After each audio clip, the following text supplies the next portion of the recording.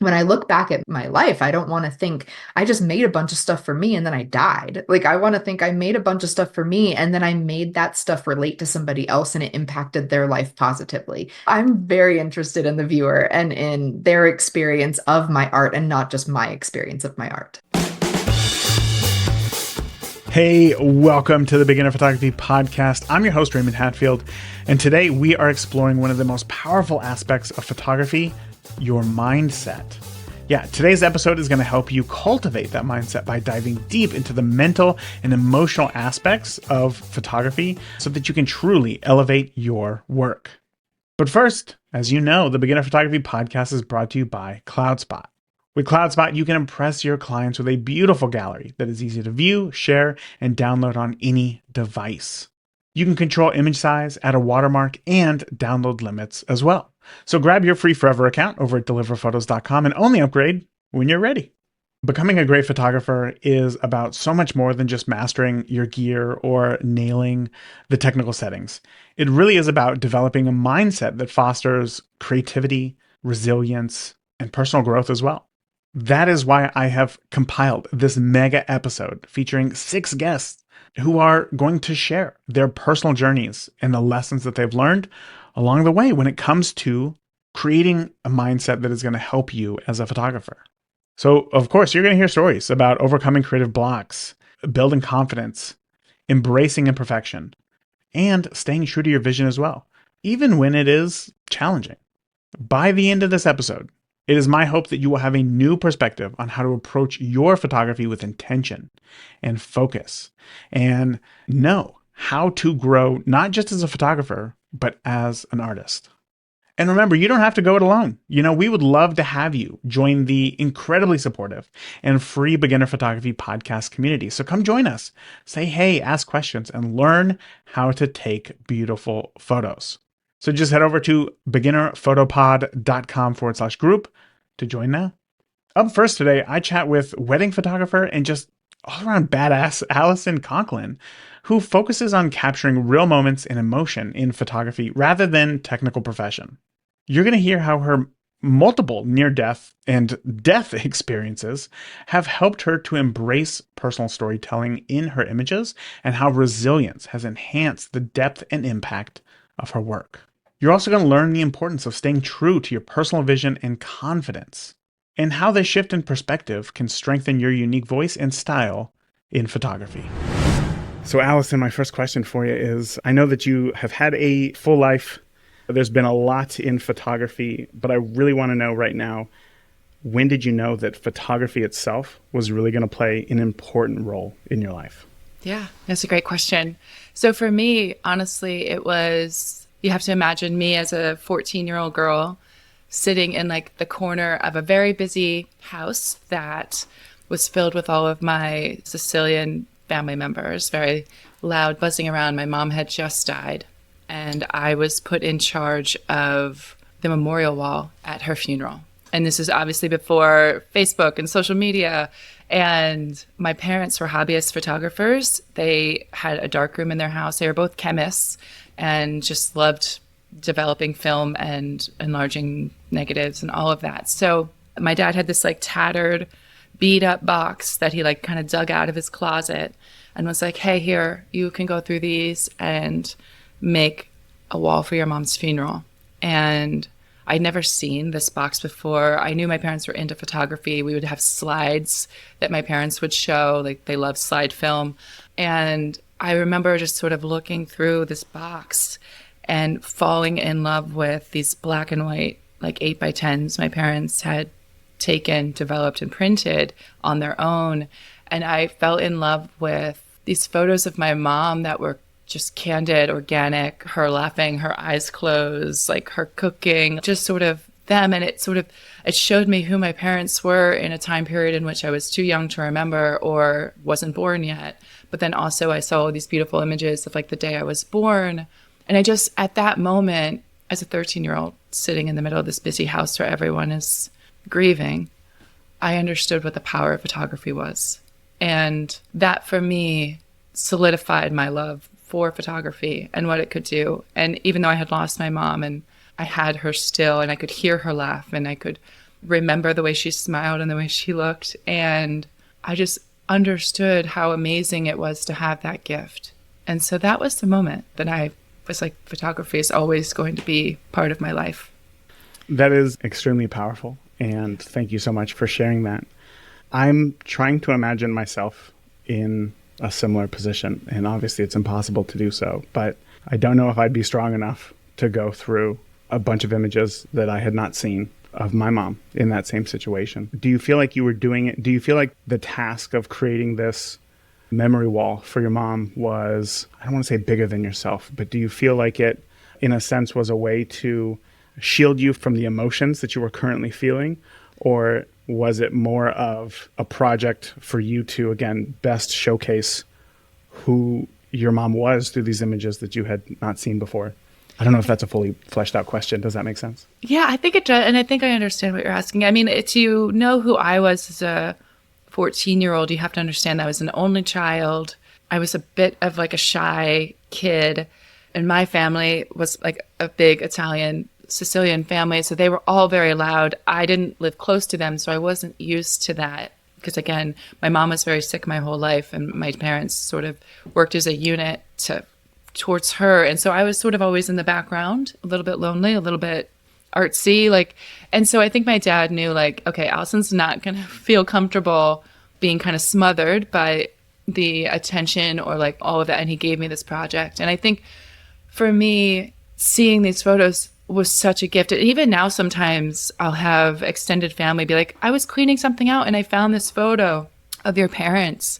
And my dad died this year too. And so it still stops me in my tracks because it's such a gift. So I think that for me, it was a little bit of like me protecting myself, like putting myself in this corner, looking at these photos. But then also it was more of an epiphany of, I am so glad I had these, because if I didn't, all I would have left would be these Olin Mills family portraits, right? That were like us, like like wearing clothes we would never normally wear on a regular basis and sitting uncomfortably in a studio. And what I had in front of me was truly who my mom was. And when I look back over my photography career, which is, I don't know, almost 25, 26 years, I realized recently that I started photography for other people. Because at that age, at 14, I understood what I had. And I understood if I didn't have that, how much harder the loss of my mother would have been or would be. I didn't want that to happen to anyone else. I wanted to create these images for people so that they would always have. And I don't think that a lot of because you have to remember, I started shooting weddings when I was 18. So a lot of my clients were older than me and probably, or maybe didn't have, and obviously didn't have a lot of the same experiences as me. And so I was set out to like make the world a better place, make their lives better, because someday we're all going to experience loss. We're all going to experience grief. And maybe they had no idea what that was going to feel like or make sense. My idea was like, if I take these photos and I capture who these people really are, hopefully decades and decades and decades down the road, they'll always have them. And so I am always a proponent of leaving things better than how we found them. And I think that was what was healing to me, and being able to think in some small way, maybe my photos would comfort them, even if they couldn't remember my name. Like they go, oh yeah, we had a wedding photographer. I don't remember who she was. They would have that one photo of their mom watching them get married or dancing with their dad or whatever it might be.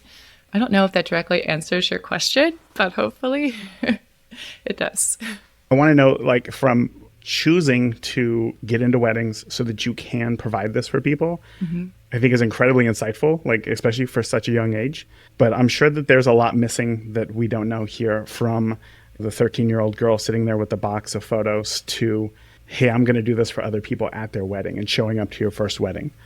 You said that your parents were hobbyist photographers. Did they teach you photography? How did you learn? I guess, one, like, were the technicals even important to you, or was it simply the moment? Right. So, I mean, I was always sort of in front of the camera. My parents took lots of photos of me, but it wasn't until my mom died and I fell in love with this box of photos that I was suddenly like, wait, Dad, you developed these? Remember, this is the time period of like 1 hour developing, you know, or like throwaway little cameras. He's like, yeah. And I was like, wait, do you still have what is it called? A dark room? Do you still have these things? And he's like, I still have the enlarger. I still have the clock. I still have the camera. I could teach you. And I'm an only child. My dad was suddenly a single father of a teenage girl, and I wouldn't leave him alone. And I kept pestering him about how to take photos. And he built me a darkroom in our basement. And together we went through, he first taught me how to enlarge negatives. And we went through the negatives of my parents. And so we would watch, my mom had these like beautiful eyes come up in the developer and the toner. And like we would hang the pictures along a string between the washing machine and the dryer. And it was just the two of us. And my dad, you have to understand, has a doctorate in chemistry. He's very intelligent, maybe not the best social skill. So it wasn't like my dad was going to be like, how are you feeling about the death of your mother, Alison? It was more, let's not actually talk about it, but let's do something together. And we kind of worked through our grief. He taught me photography. He taught me how to develop negatives. And we looked at so many pictures of my parents, and that's what we did.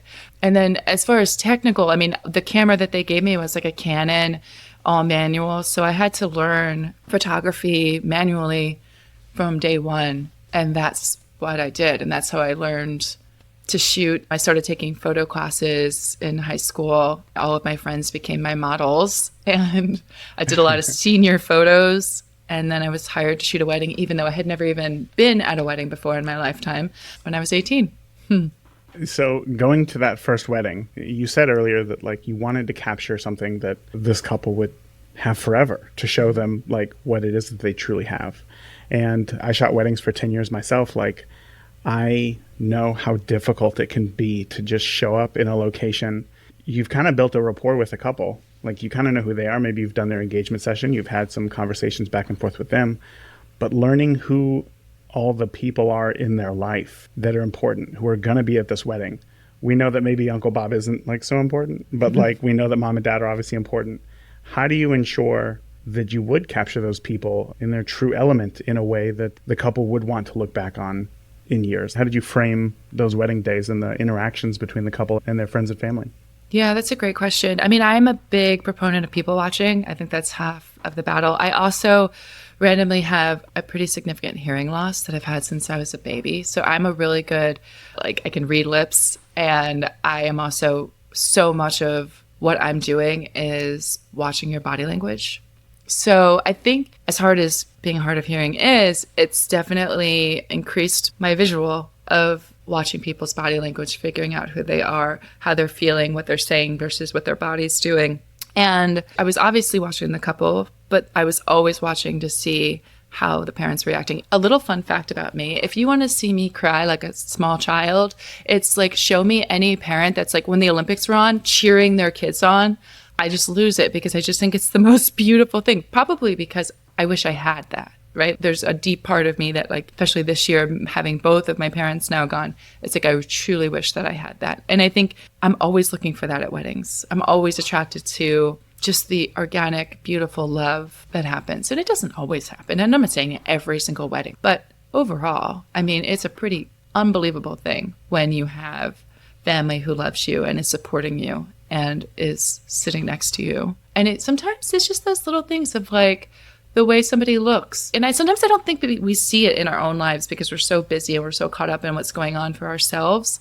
But I love being the person to be able to capture the way that dad is looking at his daughter for a second, you know, like for a brief second, just like that pride and love. Because I know when my dad died this year, I was going through photos, looking at them and like for the first time seeing the way that he would look at me.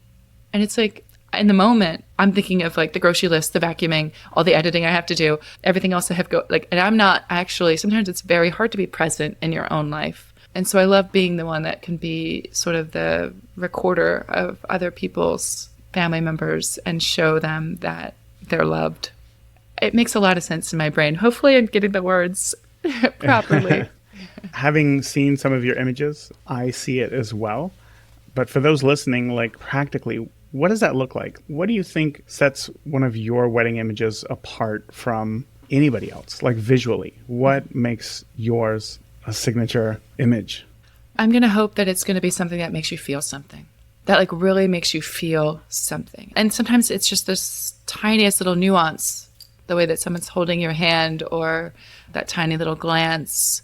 All of those little things, I think, are the big things. And I'm hoping it's just truly the emotion in something that is going to make them feel like it's something that I shot. I'm not somebody that I could say has a crazy style or a signature look. I'm trying to keep everything very timeless so that it makes sense 10, 20 years down the road. And it's not like, oh, we got married in the middle of the Instagram filter phase, right? Like, I want these photos to make sense. And because I've been at this so long, I've seen all the trends come and go. And I think still what is the thread for everything is truly and simply the love and the emotion. Where do you think new photographers get that wrong? If you were to look at a new photographer's portfolio, maybe they just shot their first 2 or 3 weddings. What are the images that they didn't get that you would? Yeah. I mean, well, first of all, kudos to going to shoot a wedding. I think half the battle is having the confidence to stand up there and do it, right? And I think, you know, that idea where everyone else is doing it better than me, and sometimes you go in like Google stalking a venue or Google stalking a photographer that you really like, and like I'm trying to emulate exactly what they shot. But I had a photo class once and they said to me, we could all be shooting the exact same scene. We're all going to shoot it differently because your life experiences are going to give you lenses and a vision that are different than the person standing next to you with the same gear shooting the same thing. And I think it's remembering that, like, obviously you are attracted to photography, the art of photography. For some reason, you're picking up a camera. And I'm assuming it's not just, you know, a job, because certainly it's a very hard job to do. But you're picking up a camera because you love it for some reason. And I think it's drawing on what makes you, you personally. Like, why are you picking up a camera? And I think it's remembering that. And it's not trying to copy another photo that you saw or going off the Pinterest board or creating the image that's on the website. Like, it just needs to come from a pure place. And I think it will give you the longevity in a career, is truly just being honest to who you are. How long do you think it took you to find that? Great question. Well, I mean, honestly, you have to remember that I started when the internet was just a baby little thing. So you didn't have much to reference yet. I did not have much to reference. But then there was a time where I got caught up in like, oh, wait, I need to look to see what everyone else is doing. And so you do get lost along the way. That's that confidence that you have to build. I barely sort of look at things now in terms of like, what's everyone else doing at this venue? I'm sort of like, it's really, that's secondary to, I always say that you could be the greatest, best person to create the most beautiful light and know how to like light something amazingly perfect. But if your couple is standing there like miserable, it doesn't matter how great your lighting is. Really, truly what matters is that you've caught a moment that's real, or you've gotten your clients to be so comfortable that they're just happy to be, they're taking your direction and you're feeling something with what you're taking photos of. I think that that's like the most important thing, is really just like how you're walking into a wedding and how you're treating people, and the words you say are powerful, over making sure everything is proper and absolutely perfect. Not that exposure is not important, but like, you don't need to get so caught up in like, I have a 3 light setup all time. It's secondary. Yeah. I've told this story on the podcast before, that the first wedding that I shot, I was so consumed with getting it technically perfect that I shot the whole first dance at a half a second shutter speed, because I wanted the lowest like grain. Like, I wanted to shoot at the lowest ISO. And it was after I sent a couple of those photos. By the way, almost all of them were unusable from the first dance. And they used a photo from a friend's 2012 cell phone camera as their like profile photo rather than one of mine. I immediately realized, oh, I'd rather take a blurry photo or a grainy photo over a blurry photo any day of the week. It really is. The ends justify the means when it comes to like capturing that moment. It doesn't matter what the technicals are. They used us, like they chose a cell phone photo over mine. You know what I mean? Right. And I think that that really helped frame for me kind of exactly what you're saying there. It's like, yeah, it's important. Yeah, it's great to get a technically exposed shot. But at the end of the day, if you didn't get the moment, nobody's going to care. Nobody's going to remember this photo. You wasted your time, essentially. So, right. And I only know this because I've listened to a number of episodes, podcast of yours, trying to prepare for this interview. But the entire time as a wedding photographer, you had this kind of looming cloud over your head with health issues as well. Can you talk a little bit about that and what that meant for you as a wedding photographer? Yeah. So you should know, okay, so my mom died when I was 14, but in that same year, 5 months prior to her death at the age of 13, I was diagnosed with hypertrophic cardiomyopathy, which is the same disease that she had and that took her life. And so I was diagnosed, she dies a few months later. And I have always sort of thought, okay, I'm not, like when I was diagnosed, they were like, you have the same heart as your mother. And as a 13-year-old, I have no idea what that means, except like now I've watched her die. So she died at 42. I always think I'm going to die at 42. And I'm shooting weddings with a heart disease. I have a defibrillator implanted. I'm shooting I've never actually shared this story, but I had a wedding in Bethlehem and then Maine. And the day before the Bethlehem wedding in Pennsylvania, I dropped dead. It was the exact same situation that happened to me and my mom, except because she died in our kitchen with just her and I together. And I tried to give her CPR and I had to call 911. The same thing happened to myself and my youngest son when I took him to go get his braces. And I had the same deadly heart rhythm, but I had an ICD implanted. So I lived. And I still went the next day and shot a wedding and then drove to Maine and shot another wedding. So I did a lot of crazy things. I was sick, but I was still shooting weddings. I was shooting weddings up until October 8th was the last wedding I shot in 2022. And October 10th, I was admitted to the hospital to wait for a heart transplant. Oh my gosh. So I know I didn't fill in a lot of the gaps there, but I also have had 2 brain tumors where I went blind. Then they weren't sure if I was going to get my vision back. That's the hard part about photography. I don't think or wedding photography per se, because like you're agreeing to be somewhere years later, like a year in advance. It's like, yeah, I could definitely be there. And like the day that my dad died, I shot a wedding. Yeah, there's the hard part about that. That's the dark side of photography. Okay, so I know. Where do you want to go with that? I've totally lost the reins. Okay, hold on. So first, I've rescheduled podcast interviews because I've had a headache. And the fact that you're like, no, I'm going to drive and shoot weddings after the day that I died is incredible. Let's tackle the waking up blind part first, because I would imagine as a photographer, that's got to be pretty scary. Tell me about waking up and being blind. Yeah, I had not been feeling well, but couldn't really define why. And then one day I literally woke up and I could only see like a ninja slice in my vision. And I remember saying to my husband, I was like, I feel like I can't see anything.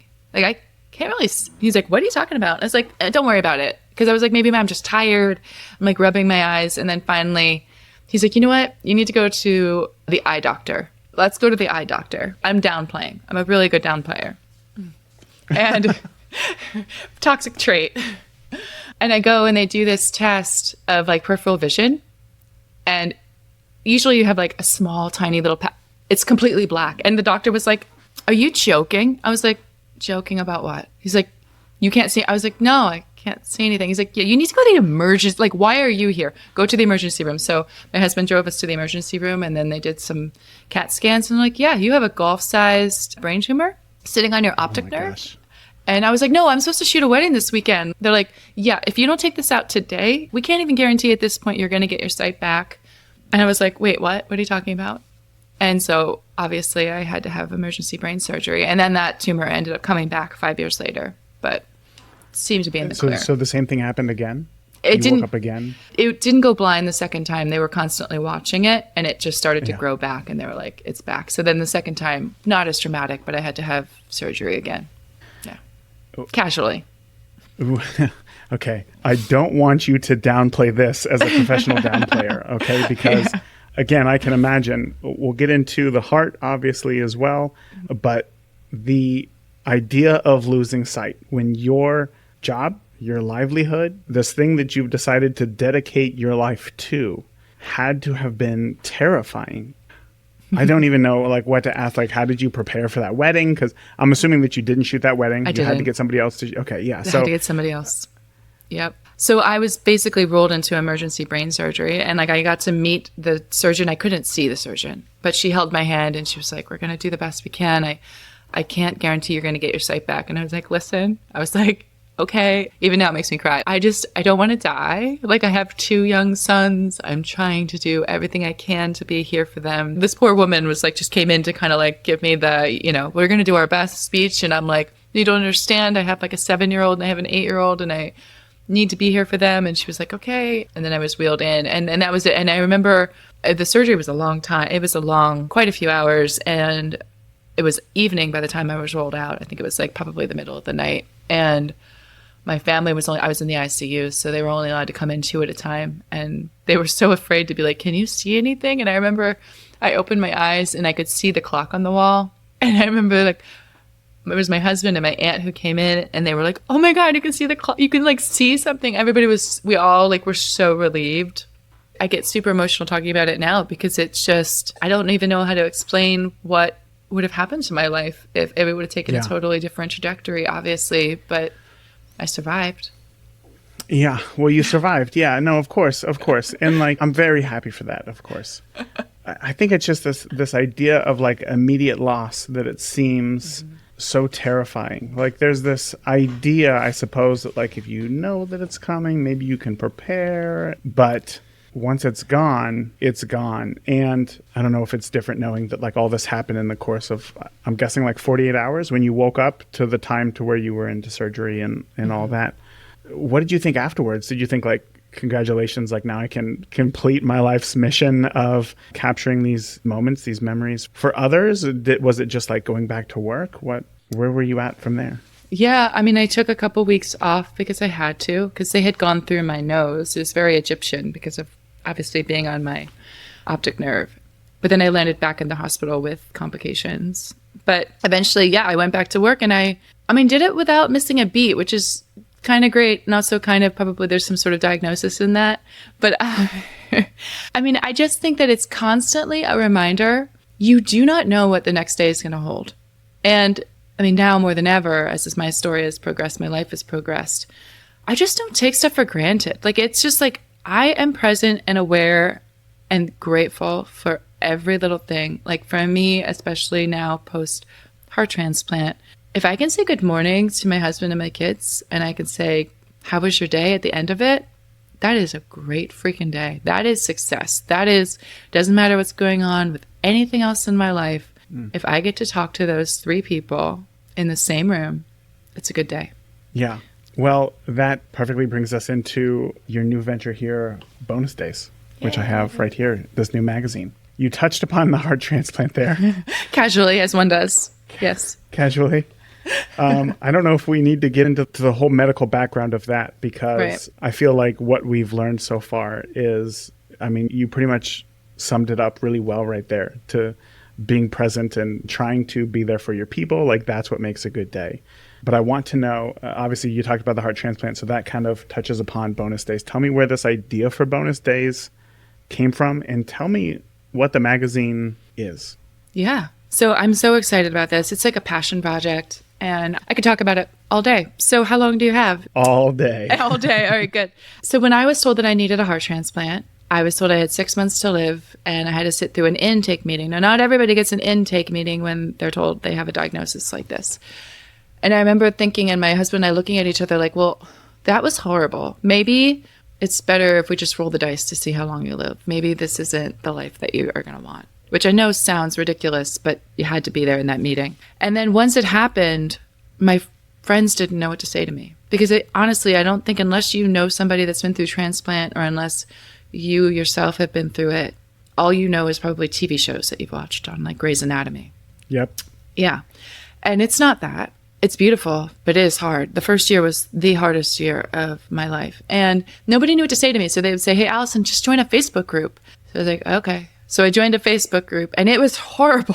And I get it. I know why everyone is upset and sad and miserable, and but there's so much misinformation. And it was just not for me. And I couldn't, at the point of 1 or 2 months post-transplant, be at a spot where I was reading horrible outcomes, because I was terrified of what my life was going to look like when I left those hospital doors. And when you're in the hospital for days, it turns into weeks, it turns into months. You're scrolling your phone, watching everybody else live their lives seemingly perfectly, which we know is not true. But you're scrolling through everyone's highlights, and I'm sitting there in a hospital room, or I'm watching everybody out the window living their life, or I'm reading magazines about celebrities, or I'm reading articles about how to stay healthy. And I'm like, well, what about me? Like, I never really had the choice. I was sort of like born with this thing, and it doesn't mean that my life is terrible. And I bet you there are a lot of beautiful stories out there. So I was like, I love magazines. I've been working in magazines my whole career. I work for a local magazine here and where I live that I love, that I work every month for.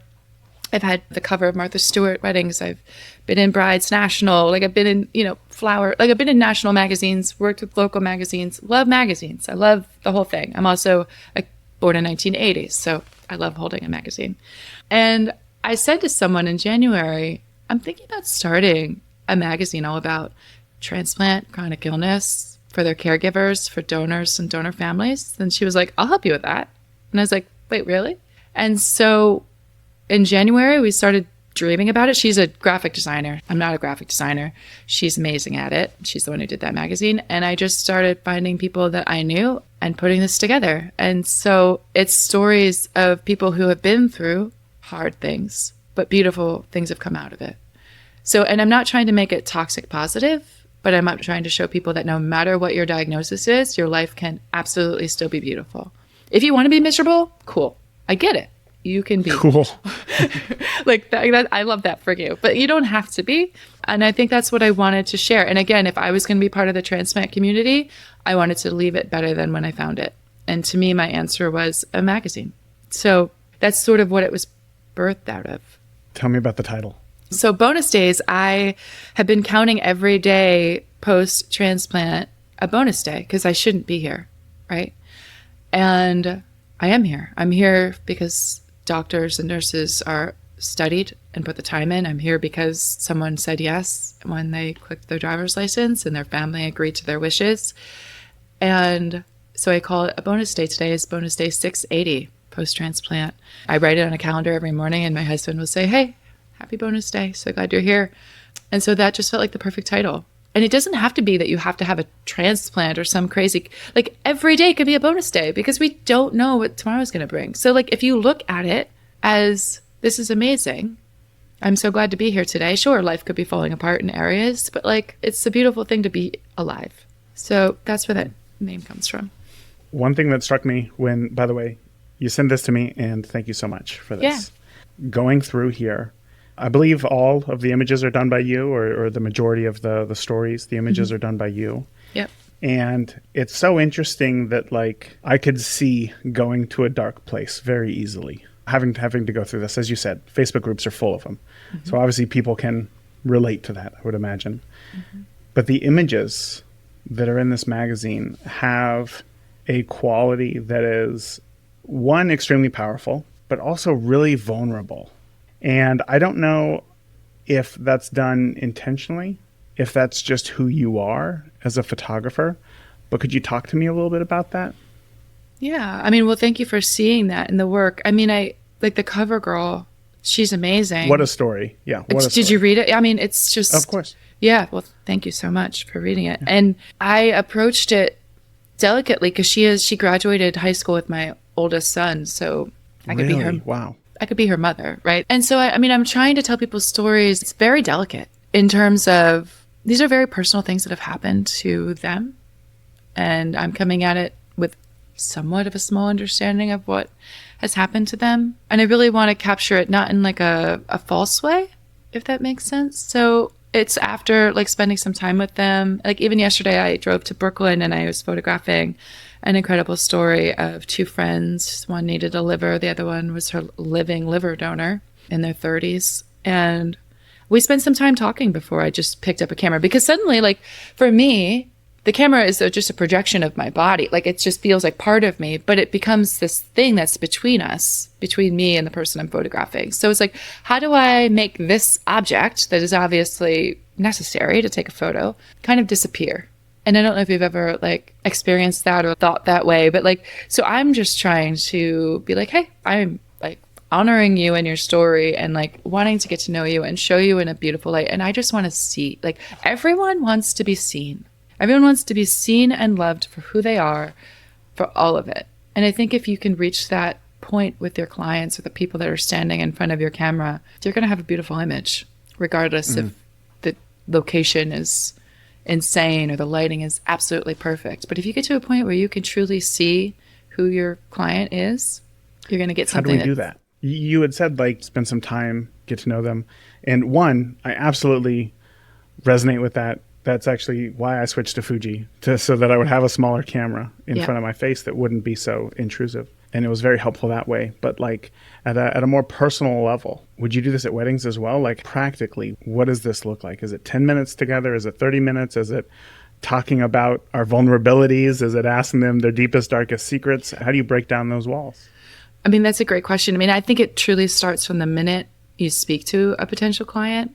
And most importantly, it also starts within the minute you walk into bridal prep or whatever you're walking into to photograph, and the energy that you're putting out. A lot of times clients will say, "You were so calming. Thank you so much for being so calm in like this chaos of a day." Because like, especially wedding photography, like I'm hanging out with them all day. Like I'm the person probably standing next to them more than anybody else besides their partner.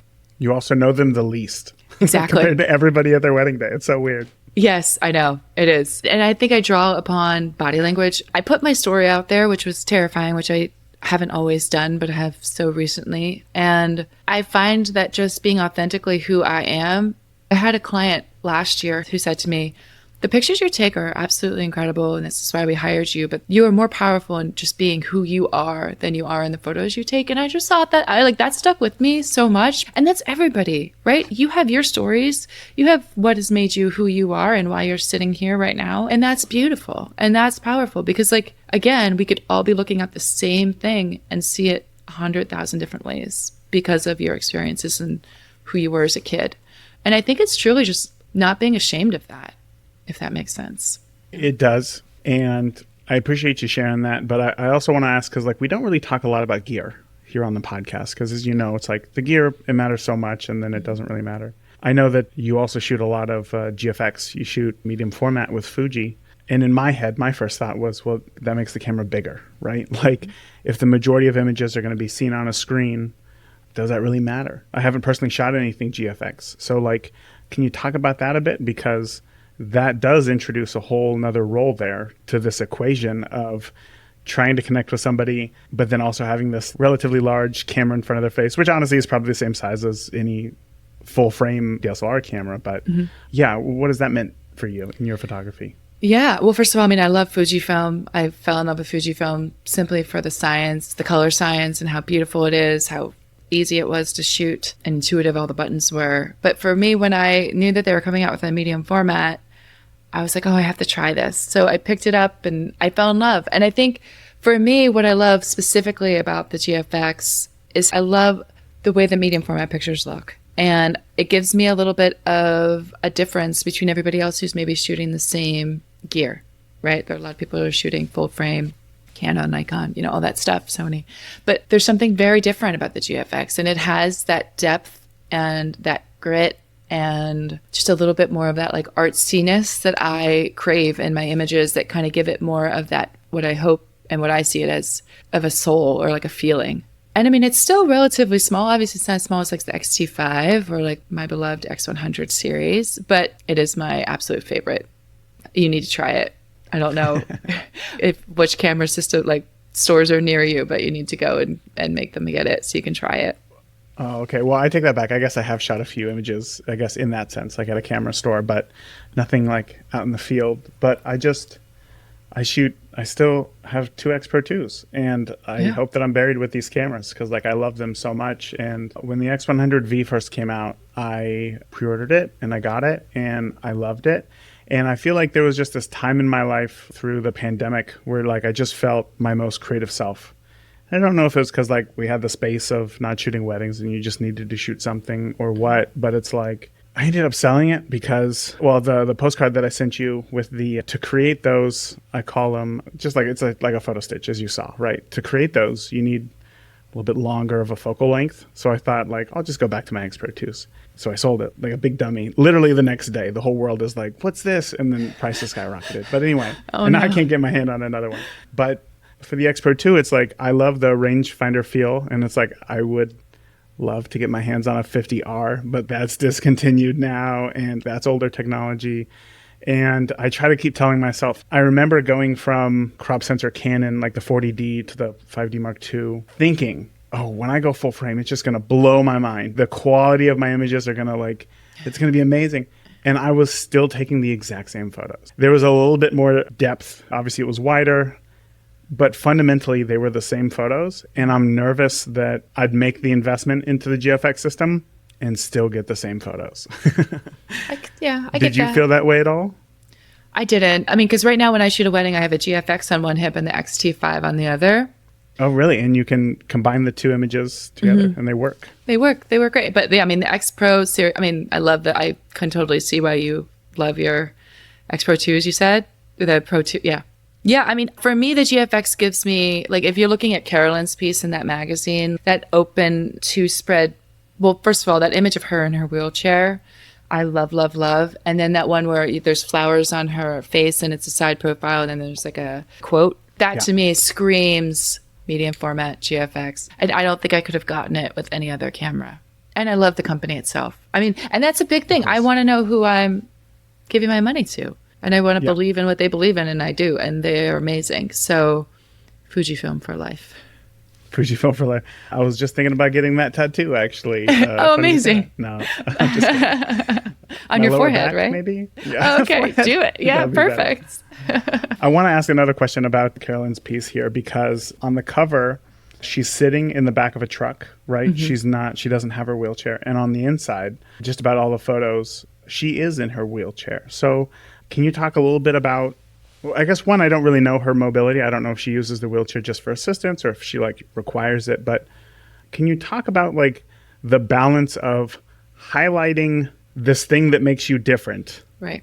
Being the wheelchair, but also not letting it define you as a person through images? Because obviously, when you go through a magazine, that's going to be the first thing that you look at, and you're going to make a subconscious opinion based on that right away. So how do you balance that? Yeah, so she is permanently disabled she was on ECMO, which is a life-saving end-of-life thing that they do. She ended up having a spinal stroke and being completely paralyzed from her hips down, and then she had to get a transplant the next day. So when we were thinking about cover, I had this idea of a truck, but I was so I wasn't sure how she was going to feel, first of all, not being in her chair, and if I didn't want to offend her in any way. And because I've never really experienced anybody firsthand in a wheelchair, I was really careful. But I asked her, I ended up being hey, I was are you comfortable with this? There's no wrong answer. If you're not, we won't do this. She's oh, absolutely. Because she is out of her chair when she goes to PT, but it's not like she can't walk. So she was comfortable. And I just asked her, I didn't come out of the gate and ask her. I was we need a rapport. I need her to trust me.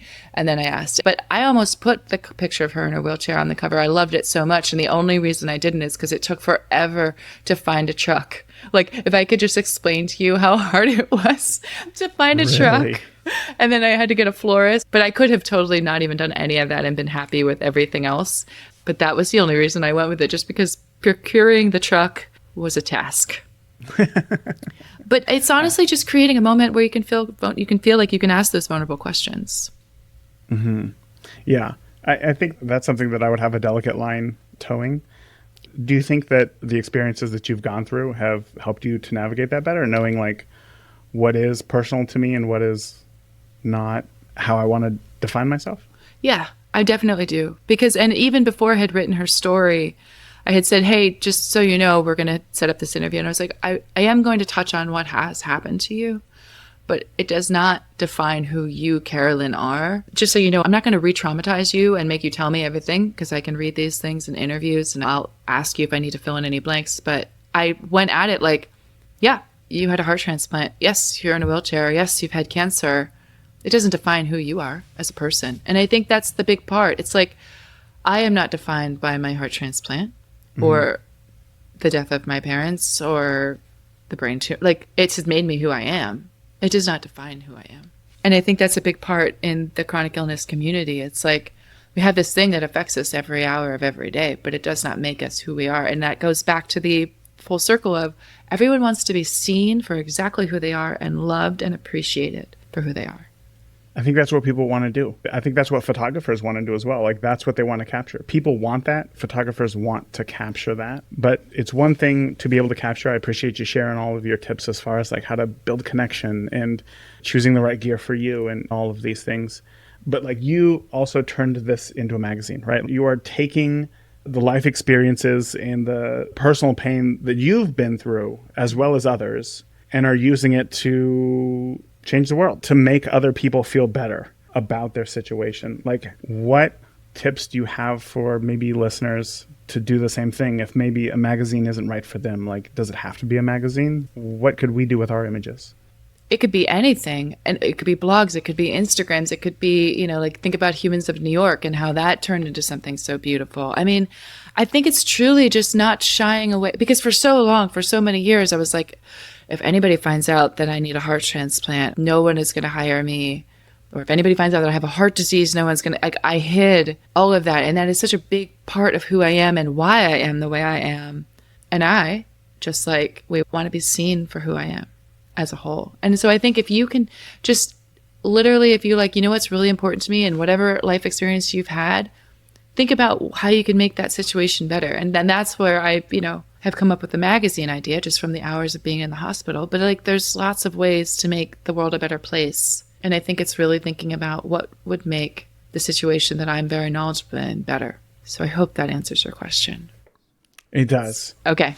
There's no one size fits all answer, right? There's no Right. like, oh, we'll just print up some 4x6s and give them to everybody. It truly is a personal journey. And like, the question that I asked you was very direct, but the answer had to be a bit larger than that.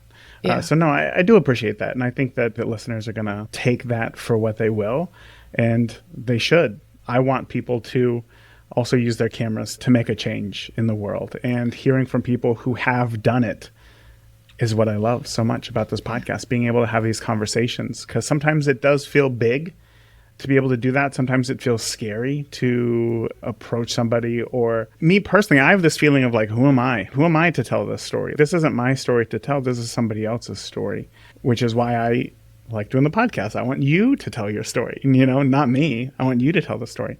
Mm-hmm. But I feel like this is kind of my way of doing it, because it's like the podcast is more of a platform than to allow others to share their story, which can then help others, rather than me being like, hey, guess who I found today, and guess what they went through, and here's what they did. Now you go do the same, because that's not as fun. That's not impactful. That's not as important. And then I don't get to have fun conversations like this with awesome people like yourself. So you did answer the question. So that was perfect. Having never had a transplant myself, having never been in the situations that you have been in or created a magazine, I'm wondering, is there anything that I didn't ask you today that you want to make sure that listeners know? I think it was a great interview. Hopefully I answered it properly. But I think that, like, honestly, it's truly just following your heart and following what you are truly passionate about. I mean, life is so short. And so if you have a dream, go for it. And maybe it won't go anywhere. And again, maybe my magazine won't go anywhere. I've committed to doing 4, like a whole year of it, and seeing if I can get it off the ground. But I'm so glad I'm doing it. And I think that's the thing. It's just like, it's always going to be a no if you don't try. So if you have something that's sort of like eating inside of you that you're like, I really want to do this, I encourage you to just do it. Life is short. You don't know. And you never know who needs the things that you're going to put out there. So like, just go for it. What's the worst that can happen? Somebody tells you no? That's okay. Big deal. The answer is always going to be no if you don't go for it. That's going to be my tattoo instead. That's what I'm going to get. That was great. Thank you for that. I know that people are listening and they're like, wow, she's gone through some crazy stuff. I want to see some of these images. Allison, where is the best place to find you online so that listeners can do that? Yeah. Oh, well, thanks. My wedding website is AlisonConklin.com, 1 L in Allison. And bonus days, the website is bonusdaysmag.com. And my Instagram is Alison Conklin. All right, next up, I chat with Jeff Larason, a street photographer and host of the YouTube show The Crit House. Today, Jeff is going to teach you the value of thoughtful self-analysis and why taking the time to reflect on your photos before sharing them can grow a deeper understanding of your artistic choices. You're going to learn the significance of receiving specific feedback and why asking for detailed critiques can help you better grasp how your work is perceived and will quickly identify areas of improvement. Jeff also shares the importance of a trusted photography community, explaining how both online and in-person groups offer different but very valuable critiques and diverse learning opportunities that are essential for collaborative growth and becoming a better photographer. Jeff, why don't you tell me, when did you know that photography was first going to play an important role in your life? It was a process. I didn't really start taking pictures until I was 20. I mean, except for snapping family stuff and not really thinking about it. But somebody gave me a camera when I was heading to London for a trip for the summer when I was in college. And when I was there was a darkroom class that I took. And I had just been wandering around the streets of London, and the guy who was running the darkroom looked at my images and said, "Oh, you should take a look at these photographers." And it was André Cortez and Robert Frank and Henri Cartier-Bresson. So I went to the library and looked them up, and at that point was just knocked out by that there could be art. I was not aware of that photography could be artistic. I grew up on Sports Illustrated and National Geographic, and Nat Geo has some lovely images, but it was not what I had thought of as art. And I think that was the moment that sort of changed things for me, but it was a long progress before I started really taking it seriously as an art form. What were you going to school for at that time? I was in communications, radio and television, which is what most of my career has been, in radio and television. But the class that I was taking in London was unrelated to what I was actually studying in college. So why is that? Like, I'm always excited to learn about that. At that point, was that just something that you thought, this might be interesting, let me get these credit hours? Or was there something a little bit deeper? I mean, you had photography kind of all of your life, but I'm assuming by this point, it hadn't meant anything to you until this time. Well, quite frankly, I'm not that deep of a person, so it wasn't anything deeper. I think it was just that looked like a fun class to take.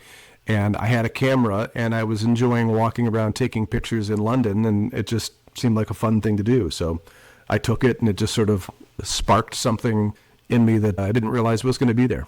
Yeah.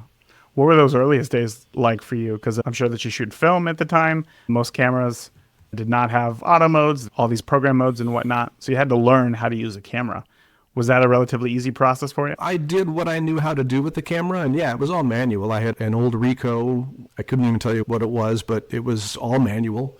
And I still shoot manual to this day. All of my cameras have all the bells and whistles, but I shoot as much manual focus as I can as well. That's just the way I learned. It was a darkroom class, so it was interesting to learn sort of what I call the fundamentals of photography. It's a little bit like with Photoshop and Lightroom these days. I had a background in darkroom, which allowed me to at least understand dodging and burning and the things that you did back in the darkroom with your hands and wands in the light, trying to make sure you were getting things right. So it was a good way to learn the fundamentals of photography by starting out with the basics and not having all the bells and whistles that we have these days. Of course. Your first few photos that came out, did you just knock them out of the park, or were there... So there was quite a learning curve there for you. Where do you think you struggled most? I never really thought of it as struggling. I just enjoyed the process of taking pictures. And through the summertime, there was, I think, one picture that I took that lasts to this day. I have no idea how many rolls of film I took that summer, but it was probably 100 or so. And you just learn. You just kind of sort of grow and just assume that you enjoy the process. I didn't know whether I was supposed to be good or bad. No one was judging my work. No one was seeing it. It was just me.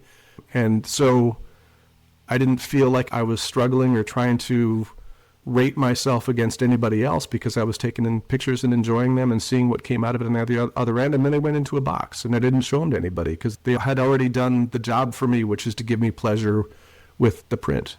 Really? So you were taking these photos and you didn't show anybody? Nobody knew that you were out there taking photos? That's kind of the trajectory of my career. I spent 30 or 40 years photographing and not showing my pictures to anybody. My best friend in the world didn't even realize I was a photographer.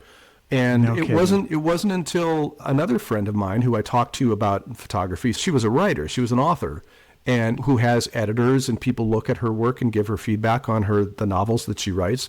And she said to me, you should show this to somebody so that you can get some context to whether these are good or not. And so I did. I finally went and I met a guy who was a professor of, I think, at the New England School of Photography at the time. And we sat down at coffee and we looked at him and said, well, this is good and this is bad, and here are some things you want to think about, and here are some things that might move you in the right direction. And I listened to him. That was really the moment that my eyes opened up to what you need to do to become a better photographer. And that's also the genesis of the YouTube program that I have, the Crit House. Because again, I think that there are a lot of people out there who are taking pictures, capturing images, creating, who don't have an understanding of how important it is to show your work to others and to get constructive, healthy, thoughtful feedback. And that's not Instagram. Instagram, you show your work, people like it, and maybe you get likes and maybe you don't. That's not constructive feedback. Feedback is sitting down, looking at a body of work and talking through what's there and what's not there and what it means and what it doesn't mean. I'm really excited to talk more about the Crit House because I've watched a number of videos on YouTube and really enjoy it. But I want to kind of go back to this idea of not showing any of your photos, because there's a lot of listeners who, there's the two camps, right? You either show every single photo that you've ever taken on Instagram because that's what everybody does. You don't show any of the photos because maybe it's self-doubt, maybe it's whatever it is. Obviously, there was no Instagram at the time for you, but what was it that kept you from showing photos to others? There was no one to show it to. It was me. I was married to somebody, and then she looked at them and she appreciated them. But it was a hobby. It was something that I did, that I cared about. I spent a lot of time looking at other photographers. I went out and read books and saw photography of the greats. I got an understanding of who had meaning in the world of photography and in the art world.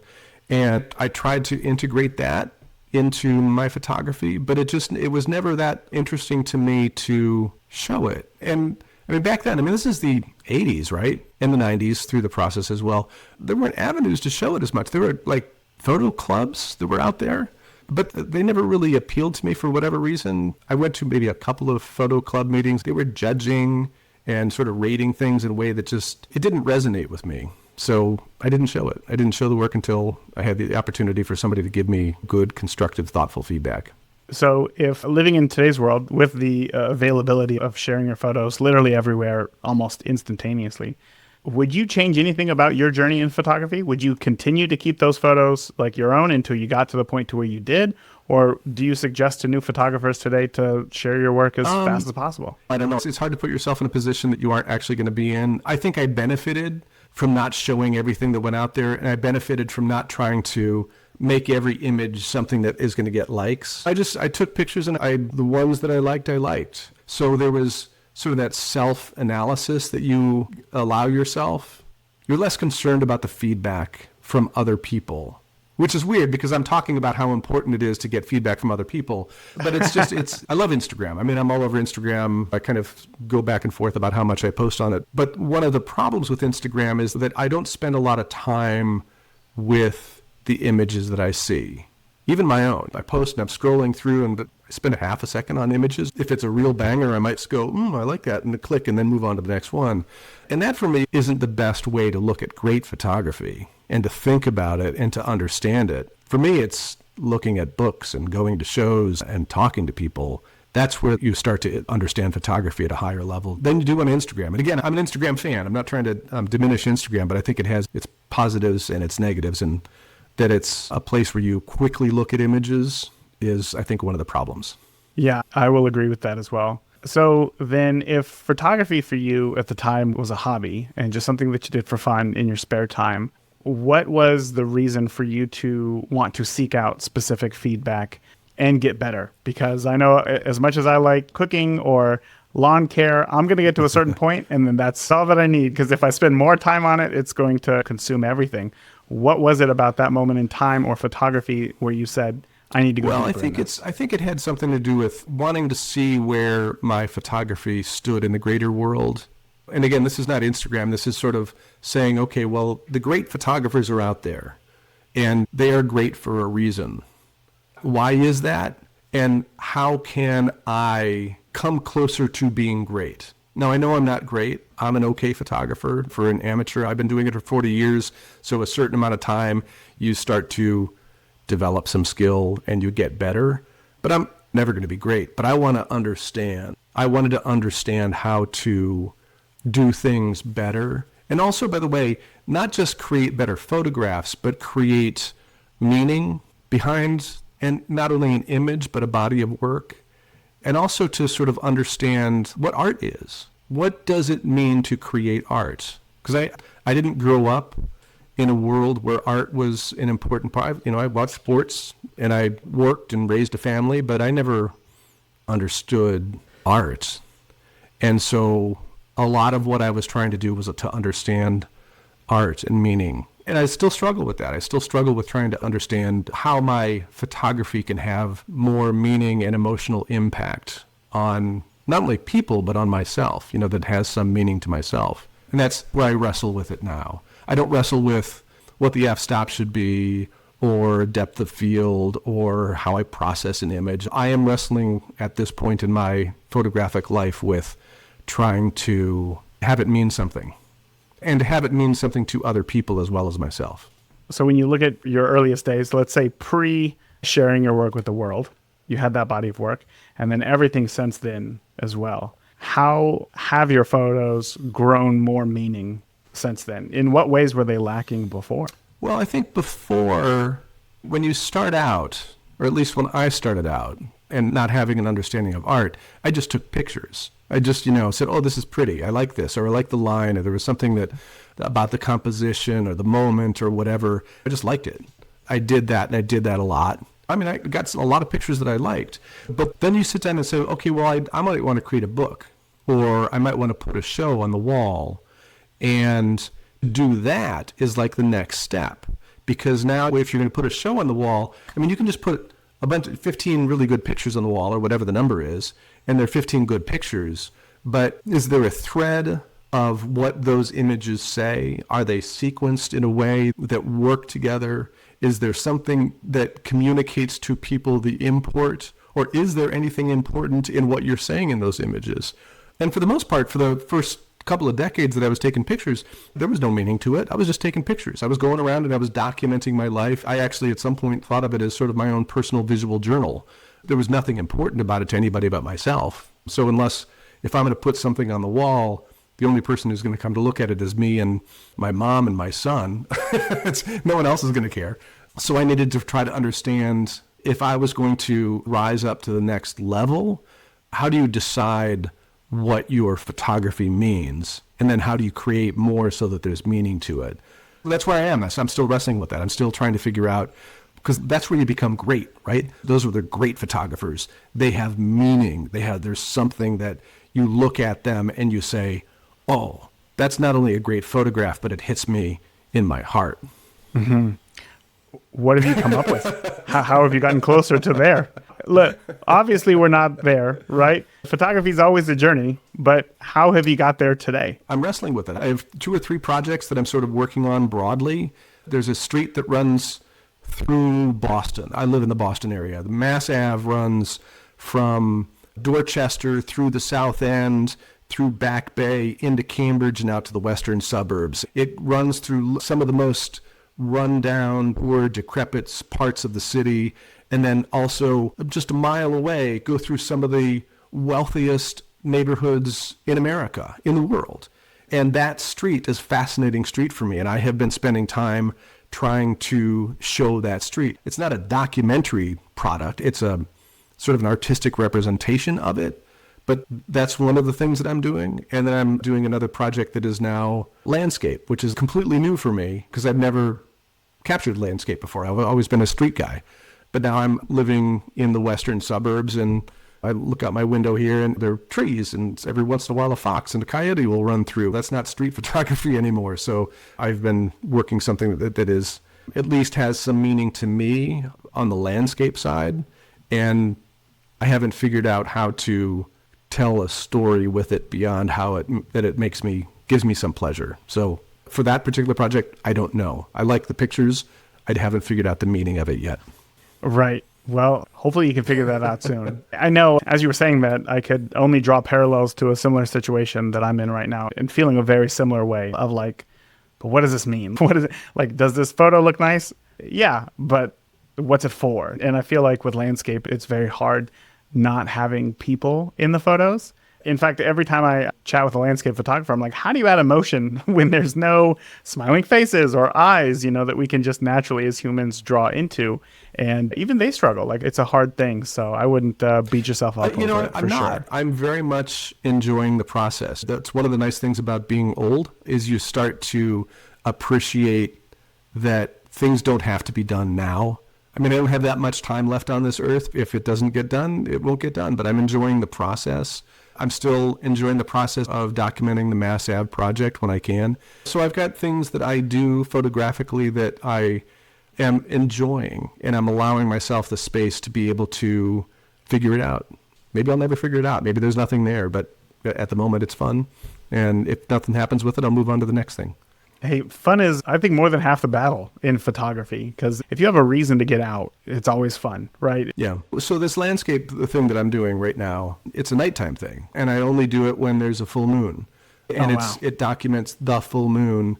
And so I'm getting up at 3 or 4 in the morning and going out I was just out in Nevada last week. I was out in the desert in Nevada at 3 o'clock in the morning shooting the full moon. I don't know if the photography is any good, but it was a fascinating, almost, this is going to sound strange, but it was almost a spiritual sort of occasion. I'm sitting in the desert, 30 miles outside of Reno, in the pitch dark except for the incredible luminance of the moon shining down on this valley where I can see nothing but mountains around me. There's no lights of the city. There's nothing else except for the moon and the desert and me. And that was pretty cool. Very different than Boston. Very different than Boston. Yeah, of course. Let's talk a little bit about the Crit House here, because, as I said, I've seen a number of the videos. There's a lot to love about it. I think one, for a lot of photographers, what I found just in the listeners is that a lot of people love to watch YouTube videos because there's always the complaint of, I don't have enough time. I don't have enough time to go out and shoot. I don't have enough time for this and that. But by being able to watch others go through it, there's almost this therapeutic element to it, as if they can live vicariously through these people, right?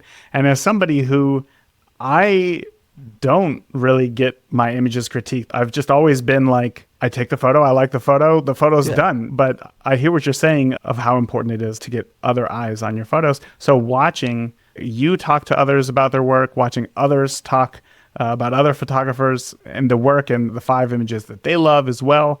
It's such an interesting conversation that isn't typically happening on YouTube, and especially in the photography space. And most critiques, if they are on YouTube, are 3 hours long. Your videos are easy to consume, watch, and get an understanding. For me, they get me excited to go out and shoot. Oh, that's good. I see it, I get the inspiration, and now I want to go out and shoot and be a better photographer. And I think that people need more of this. I'm excited to have more people obviously check out your work, put all the links in the show notes for sure. But tell me, as somebody, again, who didn't share your work for so long, and now you're almost like this evangelist for getting people to look at your work, what have you discovered about the work of other photographers by hearing or just by being a part of these conversations? I have started to understand more the language of photography. That being able to communicate about what your images are and what they mean is important for viewers to understand the context.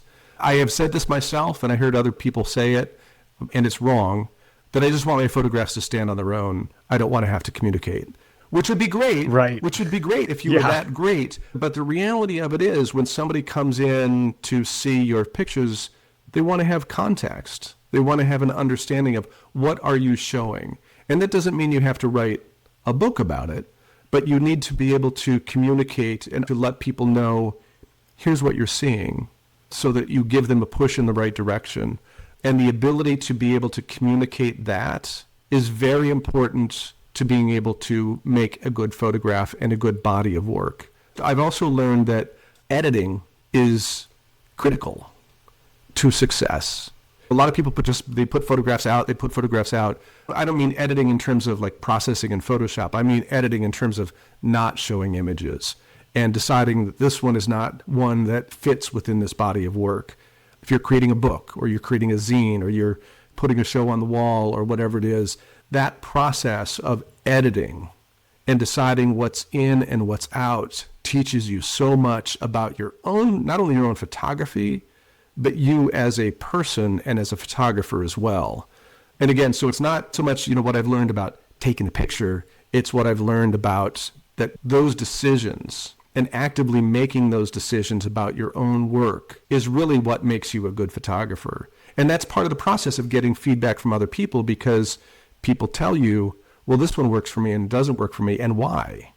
And that helps you to understand your own photography. One of the greatest things I've ever enjoyed about photography is when somebody looks at a photograph and sees something in it that I never saw in my own photograph. And you look at it and you're, oh, you spent hours either in the dark room or you've spent time in Lightroom and then Photoshop, and you know this image down to the pixel.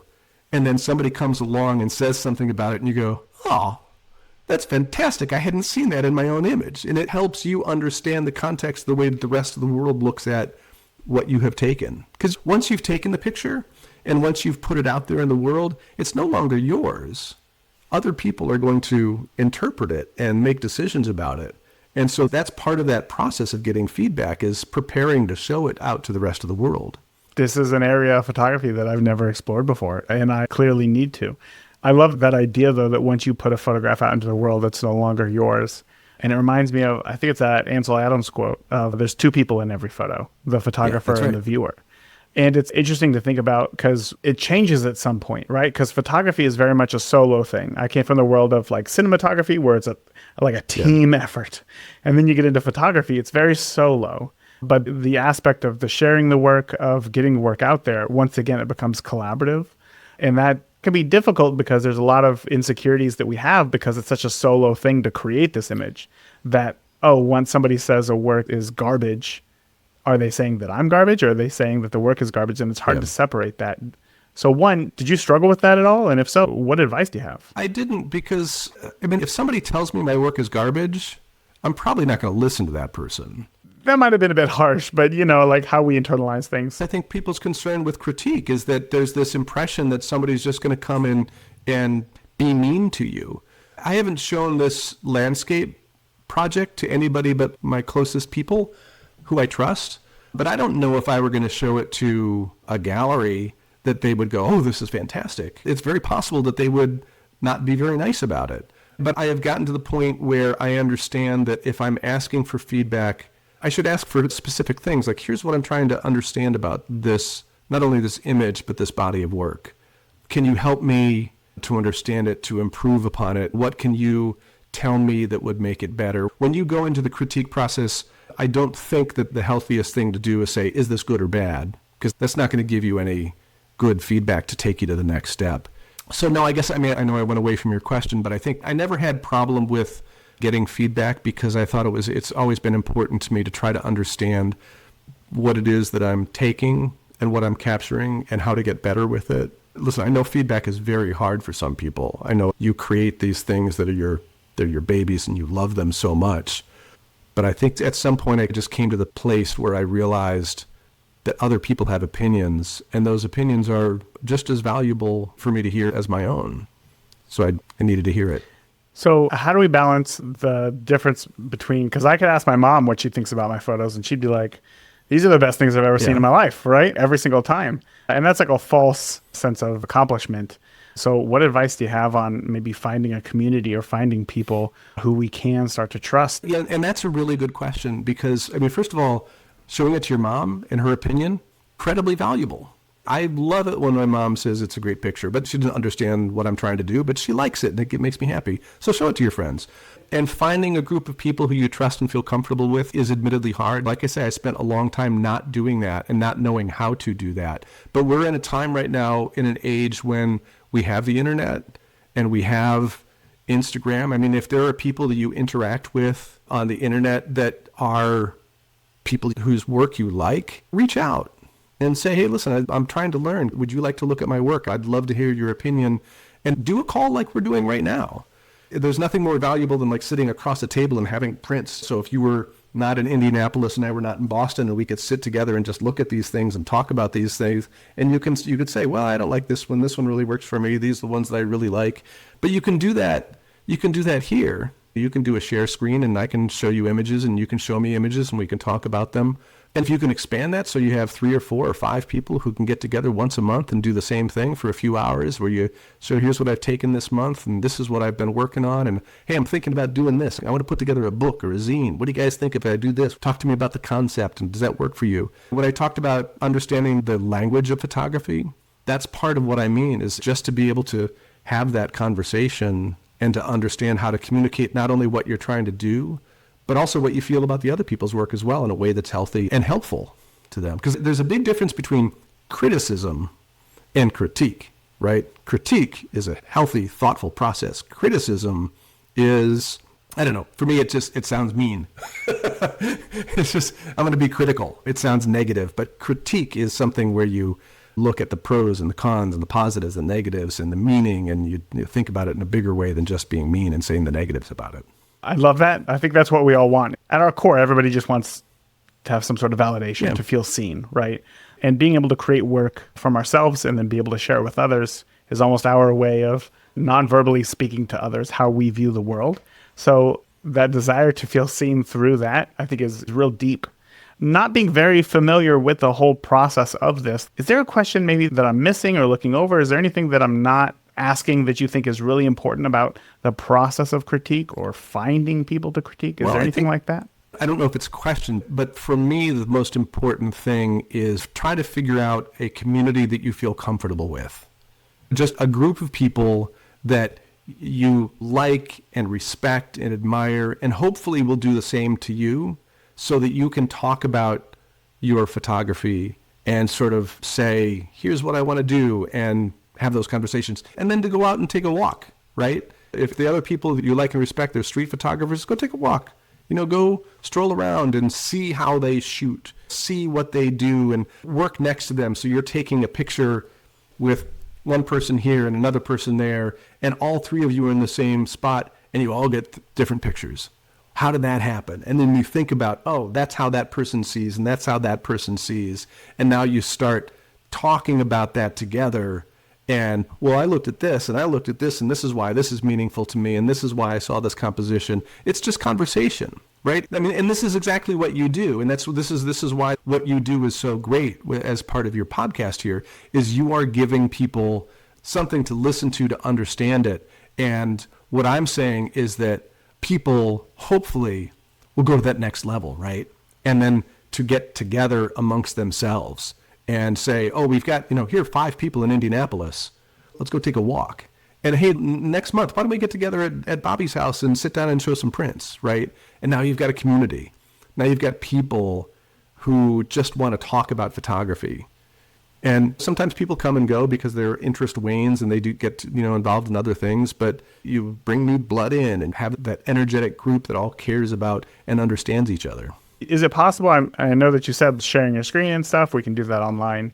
And obviously that's what you do as well on the Crit House when you meet people on Zoom there. But tell me the difference between doing this virtually and doing it in person. So that's a really good question, because I have 2 crit groups that I participate in, one of which that I've been working with for a long time. And we got together once a month before COVID. And it was usually on a Saturday morning. We'd sit around a big table. People would bring prints, and they would sit it out there, lay them out, and say, here's what I'm doing. Here's why these images are here.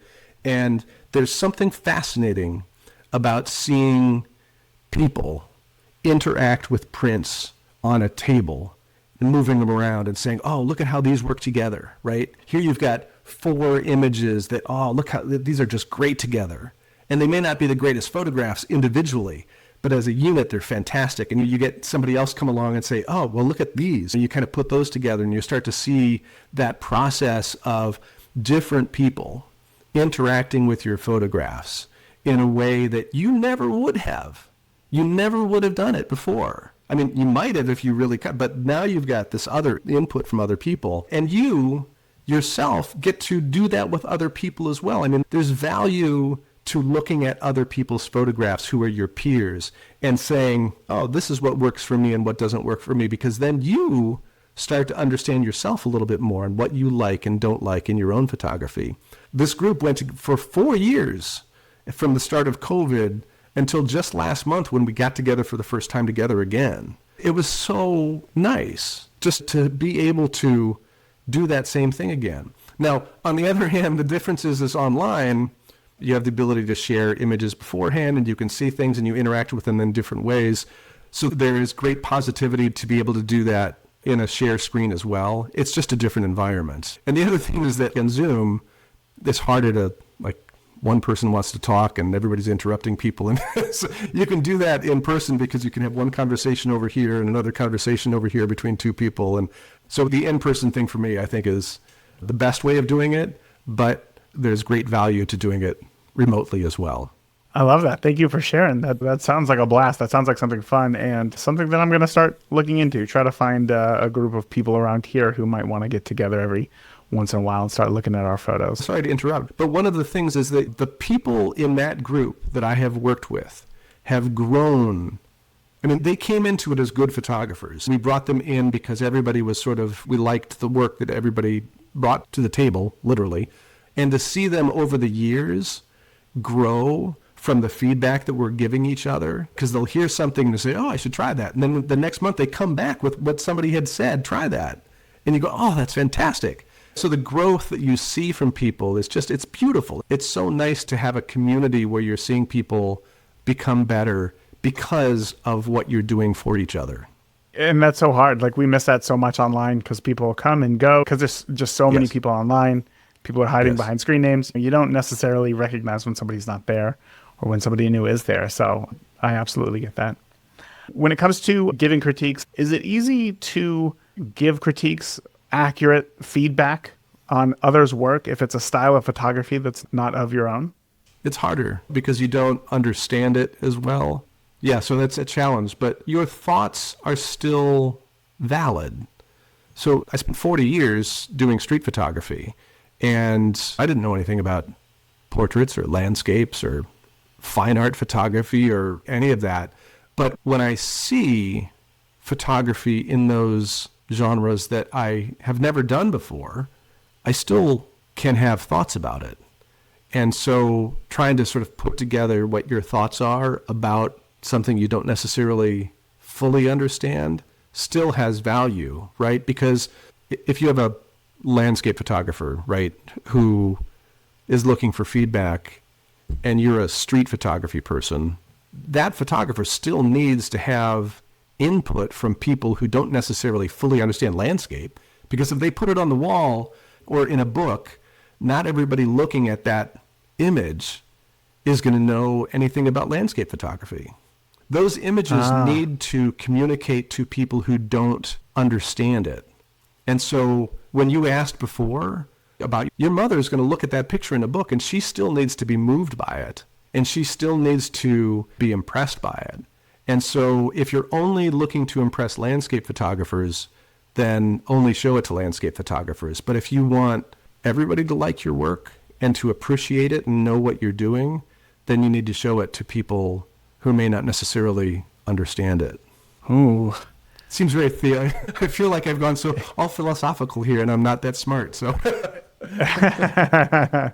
No, I think it just goes back to, again, it's so hard, I think, as a human to like share something that is so vulnerable, to be vulnerable and share photos. And what I'm trying to do here is squash almost any objection that somebody might have about joining a group, right? Oh, I'm not a landscape photographer. I shoot street. I don't belong with these people, or the opposite. And you perfectly encapsulated, like, we should be getting together, even if we have a difference in genre of photography. I'll go a step further, that there's value to having a critique group where it's not even just photographers.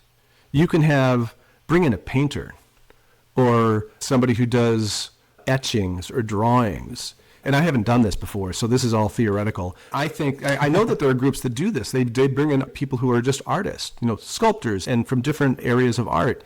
And now you're having discussions about, as opposed to just about photography. And that becomes a different conversation as well. I'm not saying that we should all do that, but that's the kind of thing that illustrates what you were asking about, is the input is of value from all sorts of different viewpoints. And by the way, think about that for yourself. Your input is valuable to them as well. So it's not only their input to you, because it's a two-way street when you're in these groups. It's a community. You have a relationship. And what you give to it is a big part of the process as well. It's not just gimme, gimme, gimme. You're there to be able to help other people as well. Well, Jeff, I don't know how to end it any better than that. I think that is both inspiring, motivational, and obviously very informative as well. So unfortunately, we are at the end of our time. I know people who are listening are thinking to themselves, I got to learn more about this. I got to get involved. So where can we learn more about you and obviously the Crit House online? My website is just my name. It's jefflarason.com. And then the Crit House is on YouTube. If you just search for the Crit House, you'll find it. And we have, over the last 6 months or so, we've been doing a new series that's not critique, that we bring in photographers to talk about the images that influence their creative growth. So we call it My Five, and it's photographers that show 5 images that when they were starting out and learning photography had some meaning to them. And we talk about why. And for me, that's been a fascinating conversation to hear how people saw photography and grew from it, and the images that had some meaning to them. So the Crit House on YouTube and my website, Jeff Larason. Then on Instagram, it's Jeff_Larason, Larason.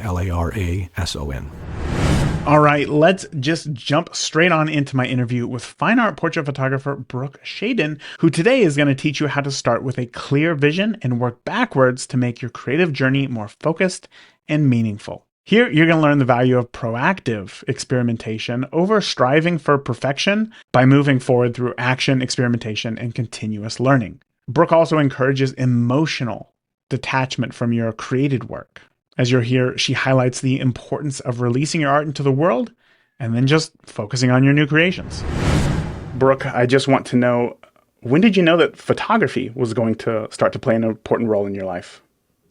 It was an odd situation because I knew it not at all and then all at once. Like it was just like a switch got flipped because it was like I was a filmmaker in school and graduated and had like no indication that I wasn't going to be a filmmaker. I moved to LA and my whole goal was like be a cinematographer or be a director or be a writer or something.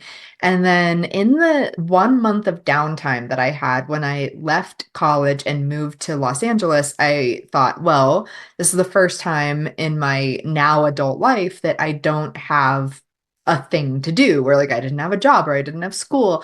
And so I picked up a still camera thinking I could just tell the stories that I want to tell in a single image in the meantime, like before I get to my real life. And then it was like that day, I remember making a picture. I spent all day on it and all evening and like trying to learn Photoshop and trying to learn photography all at once. And then that was it. And I just like, I didn't want to ever do anything else. And I haven't since then. And that was like 15 years ago.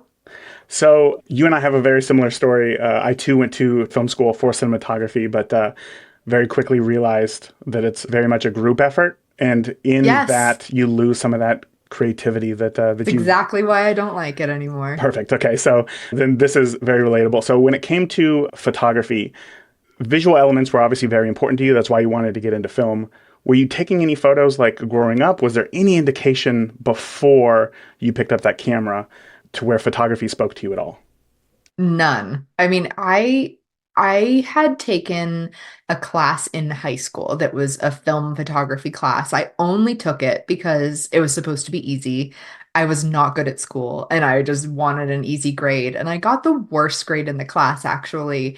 It was a B because they wouldn't even give you lower than a B in that class. And I was just like, I just remember thinking, our assignment is to go take a picture of a tree in the parking lot. And I felt like everybody understood how to do that. And I just didn't get it. Like I didn't see the vision of it. And I was so confused and I did not enjoy it at all. And I remember we did one sort of like assignment. The whole class, you weren't allowed to take pictures of people. It was all like inanimate objects or landscapes. And so I ended up doing this whole photo shoot where I photographed like people's muscles and then like people like digging their fingers into the people's muscles. It was really weird. And then I printed them and then I photographed the photographs so that it was like a workaround so that it was still an object that I photographed. And I just remember my teachers like being like, what the heck? Like that's not what we asked you to do. But all I wanted was to take pictures of people.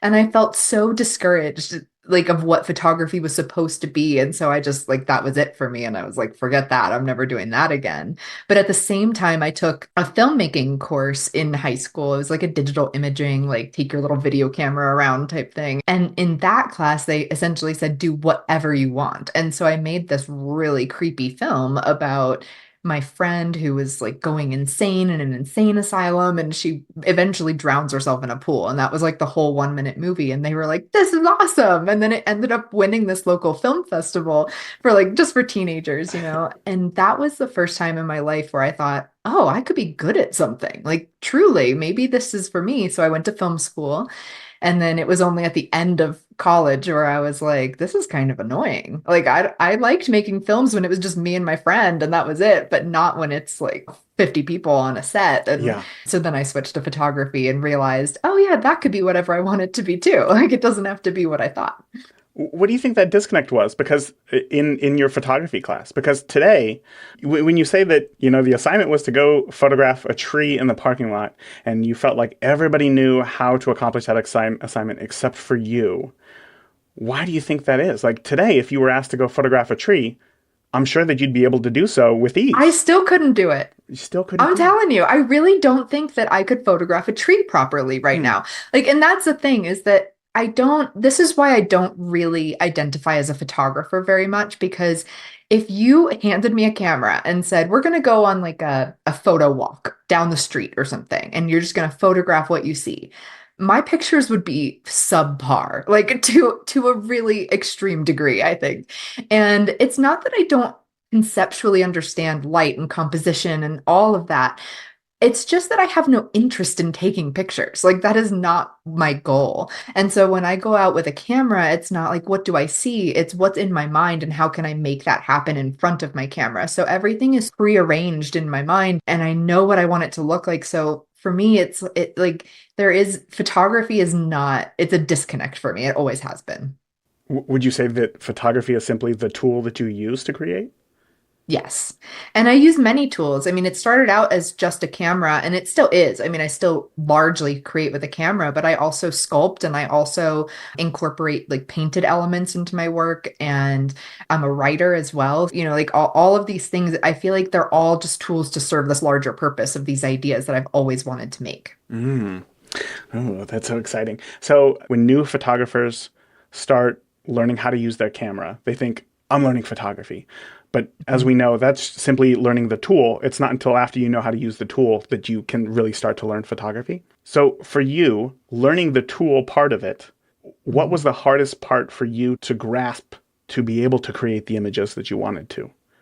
That's a great question. And this really goes back to how I learned photography because I had training in like film cameras, like motion picture film cameras and stuff like that, but not a still camera and not a digital camera per se. And so when I came into it, I knew the basics. Like I understood aperture, like I understood ISO, those things I learned in film school, but I didn't understand exactly how to compose for a still photograph. I didn't understand exactly how to light that, and I did not know how to work my camera. So I'll give you a good example of like this. The first day that I started photography really was I had this image in my mind of like, okay, if I could make anything in one picture, what would it be? And it was an image where I was going to be a self-portrait where I was in the picture twice. And so it was like a clone image. And in the picture, I was handing a ball of light to my other self. So it was like I was sort of, and the inspiration behind this was that my grandmother used to always say this prayer to me growing up. She would say, if I should die before I wake, I pray the Lord my soul to take. And I thought that is terrifying. Like what a horrifying visual image for me as a child. Yes. And so I wanted to turn that into an image. And so it was me sitting across from myself, handing this ball of light that was my soul to my other self. And so when I created that image, I remember thinking, like, I don't even know how to put this camera on the tripod. I don't know how to trigger it, how to focus it. It was all just guesswork. But because I had this image in my mind, I knew exactly what I wanted it to be. And so I could work backward and deconstruct from there. And I find that that has been the single greatest thing that I have had to do in my career is work backward and figure out how to get to that end goal. And I think that a lot of people approach photography from the standpoint of, well, I'm going to learn this camera, then I'm going to learn how to take some pictures that look decent, then I'm going to learn how to make those pictures better.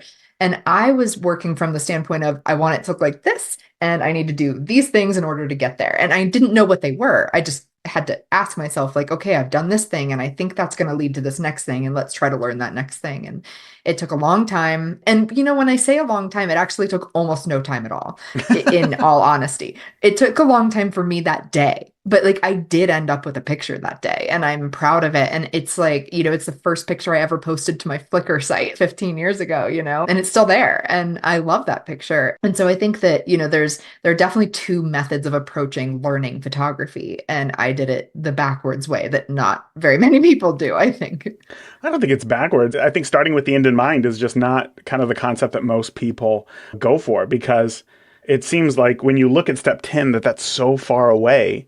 Yeah. That I don't even know, I need to take step 1 before I get to step 2 and definitely before I get to step 10. But I think that your way is equally valid, if not more so, than just trying to learn. Because ultimately, here's the thing that I realized is that, and I realized this when I became a parent, you're never truly ready until you just do it, right?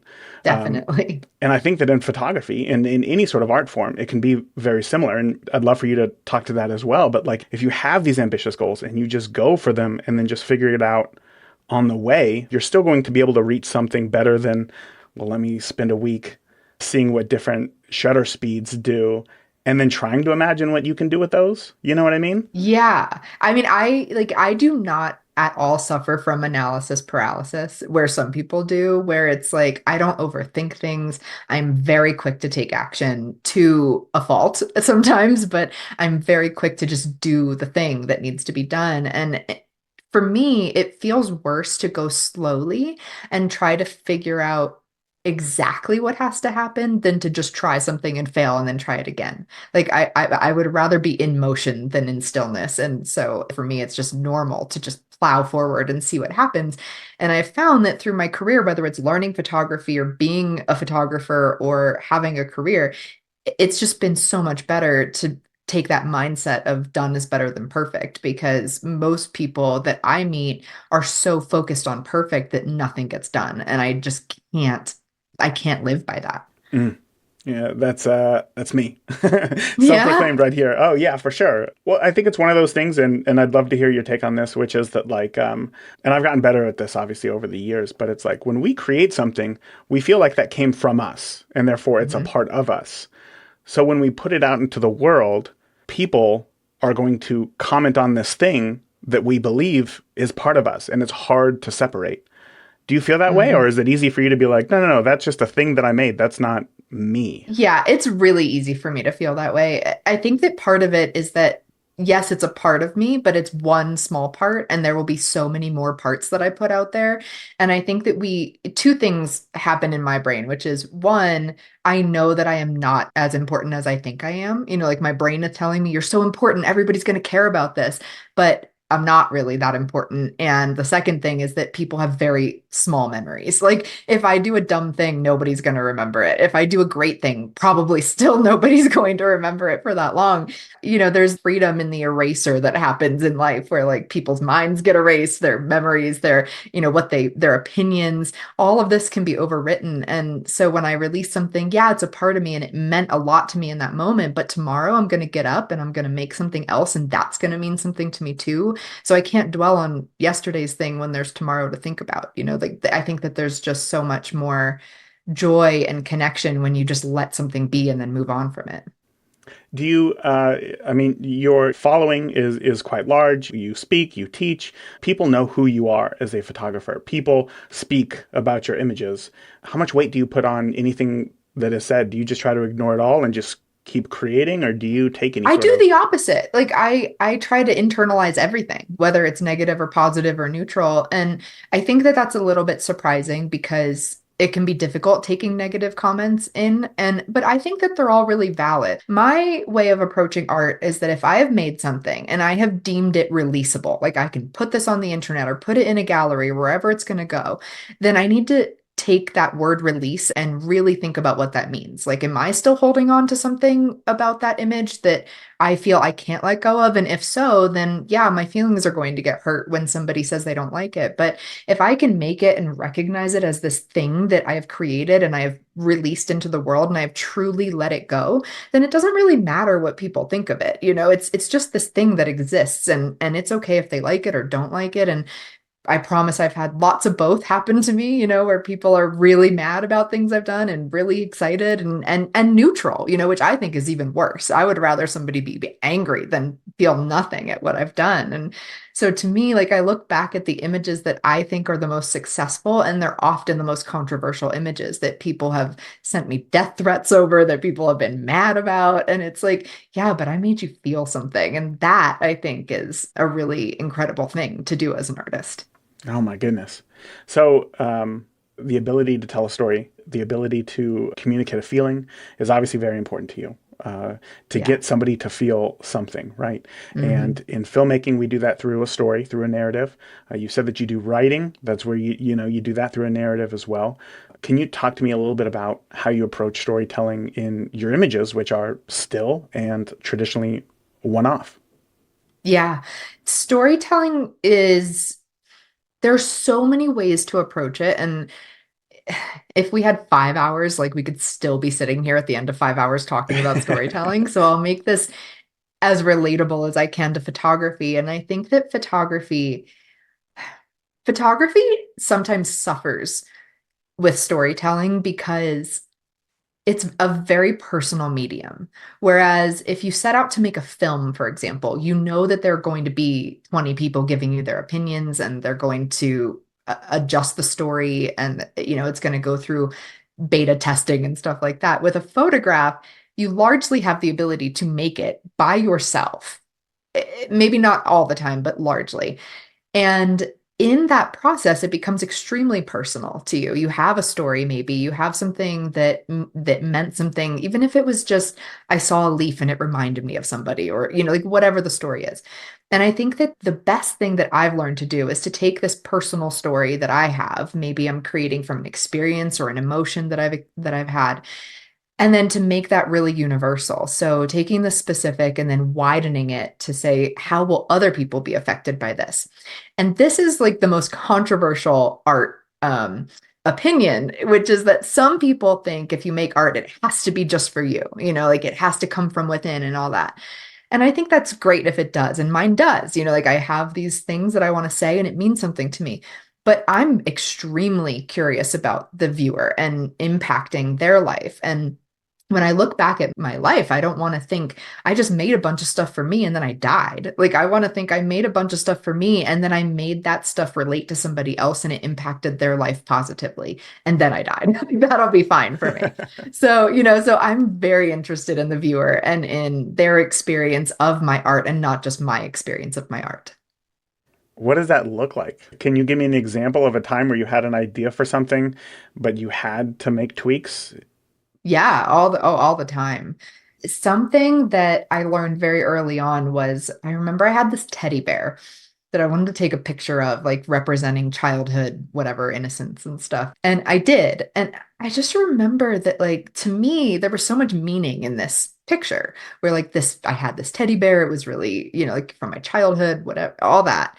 And I released it, and it was like this moment of like, oh, nobody's gonna know or care that this teddy bear is from my childhood, but a teddy bear represents childhood. So it doesn't matter that it was mine or if I bought it from a store or whatever.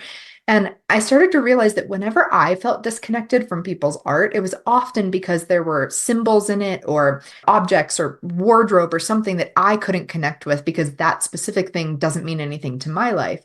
So I became very aware of how objects specifically relate to other people. So using objects that are universal symbols, like a butterfly, for example, being a symbol for metamorphosis, or a snake being a symbol for evil or like things like that, that a lot of people could understand. I started to rely on symbolism as a mode of storytelling so that my work, yes, it means something to me, but then how do I visually communicate that to an audience in a way that allows them to understand it too? And I think that that's how we break barriers of languages and countries and things like that. That is extremely interesting, and I appreciate you breaking that down a little bit because there is a lot of push to create art that comes from you, that is like fully yourself. And I don't know if I know that I've seen like a snake in person or whatever, but like I've never really had encounters with snakes. And I don't know if I would have thought to myself when creating an image, oh, if I need an element of evil, let's use a snake. Like, let's do things like that. But yet when you say it, it makes sense. It makes sense. Yeah, well, there's a great book that, well, there are many books, in fact. There's one called The Dictionary of Symbols, Huh. and it's really fascinating because you can look up, I mean, Google is also fine for this, like whatever, use whatever you want. But I have this book that's really great. It's illustrated, and it basically will say like, okay, if you want to use this object, here are all the ways that people might interpret this object. And I find that really interesting because you can start to layer your work in deeper and deeper ways, which is important for me. So like I have these different layers where, okay, so I'm going to release it on Instagram, let's say, and people will scroll past it very, very quickly and something has to catch their eye. And so, like, on a base level, something has to connect to them where they can understand the image fast. But then that same image might go to a gallery where people are going to stand there for minutes on end, just staring at it, thinking about what it means. So there has to be more to discover than just that one thing that caught their eye. And this is where symbolism gets really fun and tricky sometimes, where you don't want to layer a work with so much symbolism that people look right past it because it's too complicated to take in. But then you do want there to be something else there for them to discover. An example of this, I just recently released an image of a woman covered in wax, and she's sort of holding a whole bunch of pomegranates to like her midsection. And this was an image where it's really simple to look at. There's like not a lot going on. There's a woman, there are pomegranates, there's like a kind of a hazy sky in the background, not much else. But then when you really start to look at the details, you wonder, like, why is she covered in wax? What does that mean? Why is there fruit? What does that mean? Why is she holding it in the way that she is? And it all starts to come together to create a more layered story than what you first think when you see it. One of the things that I was going to ask you today was, I think at first glance, a lot of your images can have this element of maybe a bit disturbing or unsettling or eerie, but the longer that you look at it, as you were saying there, it kind of becomes more relatable. And I was going to ask you, like, where do you think that comes from? Because I've looked at maybe a woman with her rib cage replaced with a bird cage, right? Or Yes. her torso is a rib cage. And I look at this image and I think to myself, yeah, same. Like I feel the same way. And I was going to ask you, why do you think people connect with those images? But that's got to be the answer, right? Symbolism. Yeah, I think it's symbolism. And, it's about understanding that we are not that unique. Our experiences can be unique. They feel unique, but they're not actually very unique. I was thinking about this a lot. A year ago, I attended a writers' conference. And I was in a big class of maybe 30 people or so. We were in this like 4-day master class. And most of the people in this class were writing memoirs. And most of the memoirs were about their health experiences, whether it was cancer or, something else. And I remember the people teaching the class saying, like, I understand that this was a monumental experience for you, but lots of people have had that same experience. So, what are you trying to say about it that's unique that will teach something to somebody else? And that's how I approach my work too, where I think, okay, I have had experiences that are unique to me, but other people have felt the same way. Even if they haven't endured the same exact thing, they know what that feels like. So, for example, I create a lot of work about being a foster parent. Now, lots and lots of people are foster parents, but not a great many people. Okay, like certainly not enough. And so knowing that that experience is a bit unique to me, I have to think then about what is the emotion that I've experienced within that life experience. And that is something that everybody can relate to. The feeling of having to say goodbye to somebody that you love, the fear of not knowing what an experience will be like, the understanding how to love without attachment, for example. All of these things I can communicate to other people. And so how I approach that particular work that I'm making is by saying, all right, I've had this experience. Not many people will relate to it, but what's the emotion of it? And what do I want people to learn from it? Like I don't want this to be gratuitous where I'm just creating work because I think it's cool and you'll think it's cool. And, like that for me doesn't satisfy the urge of being an artist. So to me, it's saying, well, what is the experience? Okay, for me, it's foster care. What is the emotion? It's learning how to let go. Now, what do I want to teach people? I want to teach people how to love without ownership. That's what I want to teach people. And so, how do you do that then? And I do that through symbolism and I do that through this visual language that I've learned that maybe you'll understand if you look at what I'm making. Okay, so then people are listening right now and they're like, okay, great. I get how you get to that point, right? How do you Mhm. love without ownership, right? What is that? How does that translate into an image? What is it that you're putting in the image that makes people feel that way? Yeah. And this is a question that I am trying to answer right now, and I think that that's the work of an artist is to say, how? Like, how many times do I have to fail before you understand what I'm trying to say? So I'll give you two examples because this is a series that I've been working on for 2 years.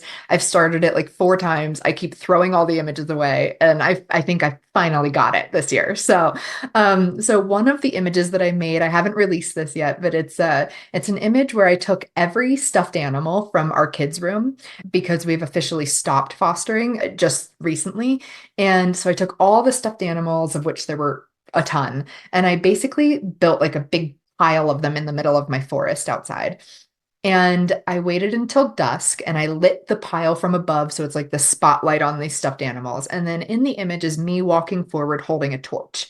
And the idea here is you'll probably think I'm going to torch these stuffed animals, and sort of, it's a bit of a dark image, although there's Kermit the Frog in there looking really adorable actually in the pile. So it's Always kind of looking cute. But adorable. Yeah. yeah.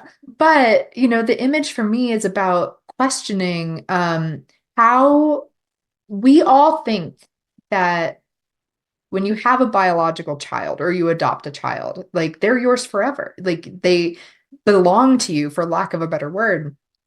And yet that's not a guarantee, like things happen, people die, people go away, people end their relationships for a multitude of reasons. And I think that there's a false security in the innocence of childhood. Like, this person is mine and for me.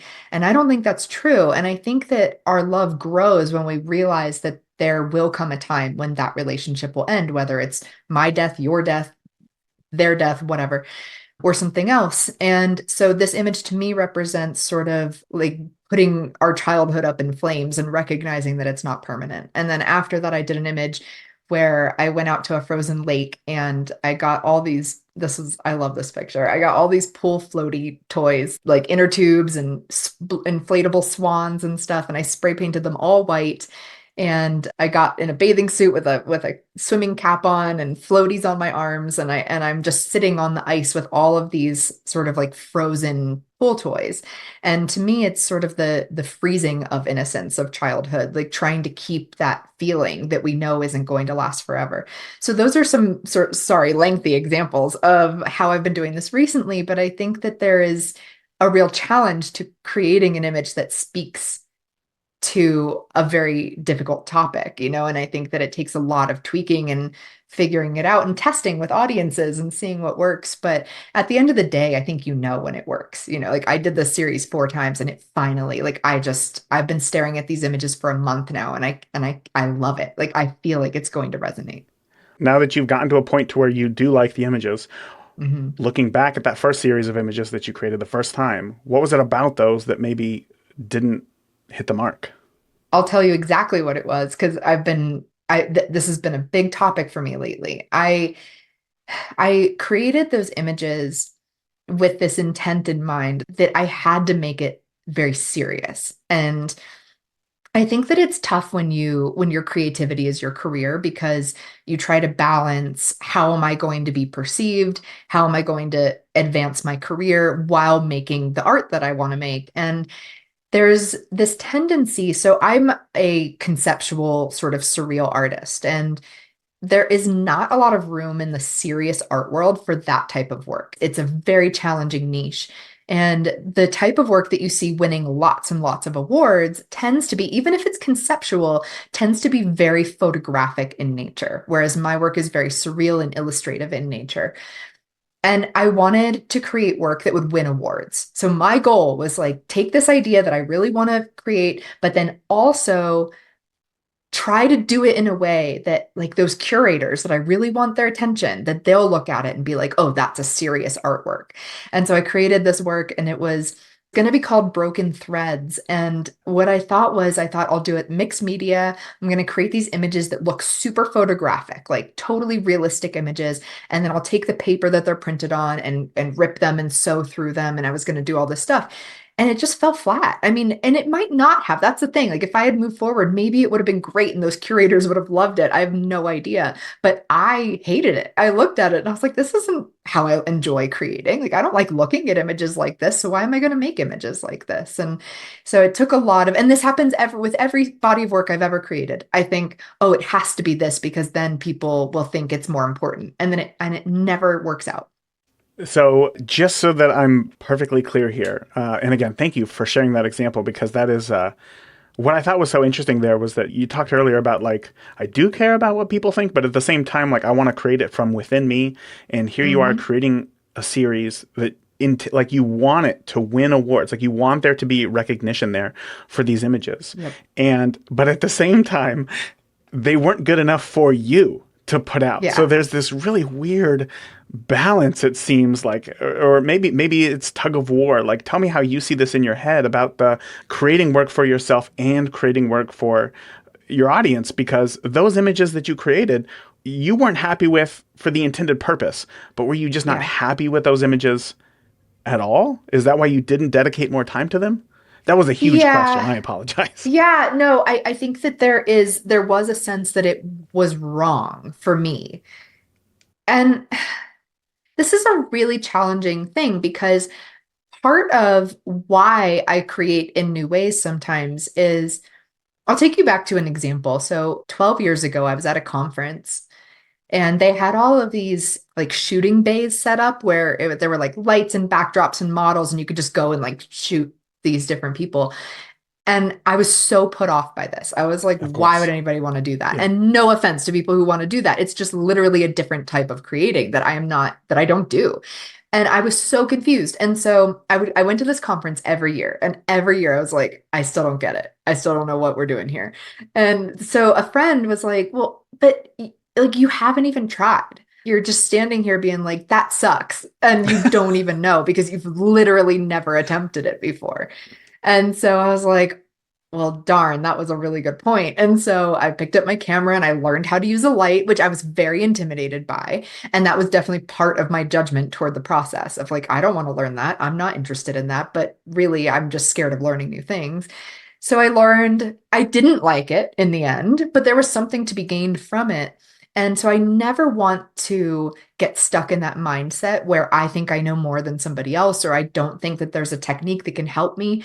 And so part of creating that series that didn't work out was, well, what if I've just never given this a chance? Like, what if I make this and I love it? What if I make this and it's like my new thing that I just never would have thought would be my thing? And that's almost never happened before in that way, but I always gained something from it. And I think that what I gained from that, creating that body of work, I made 7 images that I ended up sort of tossing out the window. But what I gained from that was an understanding of what I don't want, which I think is just as important as knowing what you do want. Like knowing I've done that, I had that idea, I tried it, it wasn't for me. And then being able to step forward and say, but what could I take from that process that was good? And then applying it to what I started doing. And for me, actually, going back to the example from 10 years ago is lighting. I ended up just in the last year and a half, maybe, working with lights. And that was something I never thought that I would do. And I hated it. And I just was like so against it. And in that series, I was using lights and it was the first time that I really got it. And so I took that and now I'm using it. And now it's in my new series. Is that one of those things where you realized that there was an element missing from your photos, or why did you decide that now was the time to learn light after all those years of being against it? I did. I felt like something was missing. And And I never thought that I would say that. And I still use lights maybe 20% of the time, and not a ton. But I started to realize that there was a certain look that I wanted to achieve and that I could not achieve with natural light, or at least not without a lot of Photoshop that I just wasn't invested in doing. And it's the same way that I learned photography. I had an idea and then I worked backward and I did the thing to make the idea happen. And it was the same way where I had this image in my mind and I was like, dang it, I've got to use a light. Like if I want to do that thing, that's how it's got to go. And so I did and I learned and it's been fun. And now would you say that like you love light? Like is now light is an essential tool for your photography, even though It's it's not all the time? it's a love-hate relationship. I mean, I still turn this light on and I don't understand what's happening. I'm like, I've set the thing and then I click and then it doesn't work, or I click and then suddenly the power's changed. Like I don't know what's happening and it drives me crazy. And this is why like I will never be a technical artist. Like I don't know most of the time what's happening in my camera. I don't know what's happening with that light. I just hope it works. And that's not a great way of creating, but when you're a self-portrait artist, like who cares? Nobody's waiting on you, Right. so it can go wrong and you can figure it out. But and there are definitely I want to learn more. I want it to be easier for me, but it just never is. So light is like a love-hate thing. I really enjoy how it's making my images look, but we're struggling together. Yeah. The light and I. I can I feel the same way sometimes, and it's just because like now there's just extra gear that like you have to move around and bring with you, and it's like I try to be very one camera, one lens, very minimal when I go out and shoot, but it's like now that I bring a flash, I also got to bring a trigger and a stand and some sort of modifier, and then I got to place it, and it just brings It's so so many more true. I mean, things. I was out the other day in the snow, a couple weeks ago shooting, and I had my light and I had like a ladder and like all this stuff, and I was carrying it back to my house. And I live on this like massive hill. It was really slippery, and I slipped and fell in the road. And like the light was fine. The light didn't fall on me, but the ladder did. But I was still so mad about the light. I was like, if only I didn't have that light, I bet I wouldn't have fallen on the road. And I'm like, this is an unhealthy relationship with my light. Like I'm blaming it for slipping in the road, even though the ladder's the thing that fell on top of me. So ridiculous. But sometimes the most toxic of relationships create the most beautiful of art. So I don't That know. can be true. Yeah, So yeah. I don't know. Yeah. Do what you want with that, I suppose. But we touched a little bit there upon Photoshop. You had mentioned it, and for you, I Mhm. know that editing is a large part of your creative process. And I've heard you say in another interview that for you, the editing process is the most fun. Mhm. For new photographers, I know that they struggle a lot with editing because when you take a photo, once you release your finger, the photo's technically done, right? But with Yeah. editing, there's no pop-up that says like, great, like you did it, congratulations, your edit is Yeah. done. There's lots of second guessing. Did you struggle with that as well in the beginning?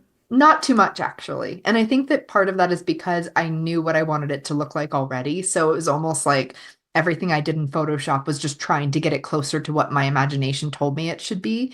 And that's really helpful. If you go in and you think about it ahead of time and you're like, okay, I know I want a warm image, or I know I want to replace the background, or, like you have these goals in mind, then you can achieve them. If I go into an edit, if I take, this is my worst nightmare. If I take a good picture, I don't know what to do. Like I get it in Photoshop and I'm like, oh shoot, this kind of looks okay. Like what am I supposed to do now? I have no idea. So for me, it's like the rougher it is, the more paths forward I see to this end goal. And so, yeah, but I think that it's really helpful to have that in mind. If like I know where this is supposed to be in the end. And I know that some people won't agree with that, and that's fine. Like sometimes it's just a process of exploration, just like how people don't enjoy conceptualizing their images before they take them because they're exploring with their camera. So it's a different method, but it does really help to learn Photoshop, first of all, because you've got this end goal. So you can now deconstruct what tools do I need to achieve that? Like what do I need to research to figure out how to achieve that? But then it also gives you a greater sense of maybe autonomy in the edit where you're thinking, okay, I know what I want and I can achieve that.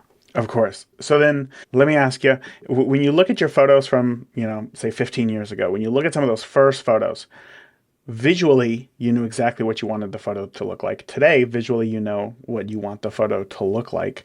What's the biggest change? What has evolved the most between those two photographers, the photographer who you are today and the photographer back then? Is there a wince, or is there that's where I was back then, I know so much more now? Yeah, I actually don't feel like I know so much more now, to be quite honest. And I love those. I love all of my images. I mean, even the ones that I have a few images that are so cringy that it's like, I still love them, even though my face turns beet red when somebody sees one of them. Like, Wait. I No, we got to actually explore that think, now. We have to explore that oh, now. yeah. Okay. Cringy because it didn't match your vision, or cringy because of the subject matter? Tell me more. No, it totally matched my vision. But yeah, it's just, like, okay, so there's one picture that I lovingly call head on stick. It's literally just like a branch where I photoshopped my head onto the end of the Oh, branch. wow. It's not a good picture, okay? At the time, I was like, I'm doing it. And then I did. And so it exists for that reason because I thought it was good at that time. And so that's why I think that, like, for the second part of your question, specifically relating to Photoshop, I've definitely learned certain things that have made the process slightly easier. But I would argue that I could do almost 95% of my process even today with like three tools in Photoshop. And I've been doing it that way since I started. So even though certain things aren't as polished as I would like back then, like for example, I use layer masks now, where before I used the eraser tool. Yeah. And I see errors in my previous photos where like I was erasing something and there's no undoing the eraser tool. Like you've done it, it's done. And where now I could tweak that and it would be better because of it. But would it be largely different? No, it wouldn't be. I have the same sensibilities that I had then, and I feel really lucky actually that I part of it is like maybe I should be embarrassed because I haven't evolved as much as maybe I should in Photoshop, but part of me is proud that when I began photography, I had a vision and I was able to get the images to that point enough that it matched my vision. And so I can say that then and now my images match my vision, which is a good feeling. Yeah, it's good to have that feeling of consistency for Mhm. sure.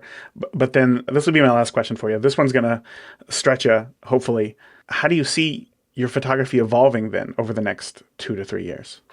I love that question because I think that what I see is, and it's not even just photography, it's everything that I do. I feel like an artist's job is to just harness more courage in their life in every capacity. And what I want is almost to go back to how I created at the beginning of my career, which was that I had nobody to please or nobody looking at it. It was just like the weirdest, darkest stuff that I was doing. And it just so happened that people did take notice of that and that some people were really positive about it and some were not. And I want that feeling back of like, I'm going to make something that is going to rock your world. Like it's going to be so weird and so out of the box and make you feel so many things. And so I don't have like a specific style that I want to embody or a specific concept necessarily. I just want to make something that surprises me and that might surprise somebody else. That was beautiful. I think we all search for that. But as you said, kind of it's the artist's mission to do that in whatever way we see best to do so. I Yeah. suppose. I don't know if that came out Yeah. right. Brooke, thank you so much for coming on today, answering all these questions, being as open as you have been. I wish that we had more time to talk about all things story, all things light, Yes. and all these things. But unfortunately, today we don't. So before I let you leave, can you let listeners know where they can find out more about you and see some of your images online? Yeah. My website is brookeshaden.com. Instagram is at Brooke Shaden. I'm just all over the place, just out there talking to everybody every day. Now, next up, we have the one and only Taylor Jackson, a name who you will be familiar with if you have ever been on YouTube looking for photography help. Here, Taylor teaches you how to build confidence through experience and overcome those initial insecurities as a wedding photographer. I get it. I've been there. You're going to learn the significance of trust and maintaining a strong online presence through a well-maintained website, engaging social media, and creating helpful videos for your ideal client. Taylor's also going to walk you through the value of embracing unique opportunities and continuously improving your skills by stepping out of your comfort zone and taking on various roles and projects to push yourself forward. Taylor, I want to read something from your website. Is that all right? Can I do that? Yeah. Okay. So on your website, it says there's like a timeline of your journey through photography. And it says, March 2006, a friend asked if I would shoot their wedding on 2 weeks' notice. It sounded fun. I charged them my standard rate of $200. 2007, I ramped up all my marketing to find and attract my ideal clients. That year, I booked over 30 weddings, totaling over $60,000, which was enough to quit my job at the Outback Steakhouse. So Yeah. the question is, like, you left a lot out there, right? There's a big gap between March of 2006. Can you give me like a 30,000 foot overview of what changed for you? Was it like an education thing, or was it like a mindset thing? I was always doing photography. I was doing concerts and band promos. So that's why I had a camera and I had the technical abilities. Fortunately, a lot of the concert photography things and learning to use off-camera flash and like crappy basement venues really does make the wedding transition a lot easier. You've solved all the technical problems and everything is just easier.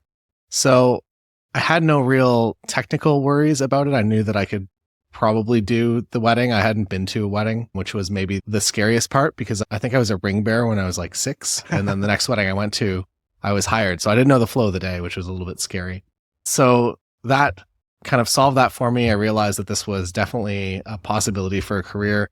The issue with concerts and band photography was that while I love it and I had so much fun doing it, the paycheck wasn't really there, at least in kind of my small town here in Canada, whereas there did seem to be a wedding market. So I figured if I wanted to make money on my camera, that I pretty much had to go into weddings. I think I was also at the time in 2006, the magazine industry was still kind of alive, but not really. And there was like National Geographic wasn't calling anyone up, maybe at that time, but not a few years after, to like send them on cool trips and to document.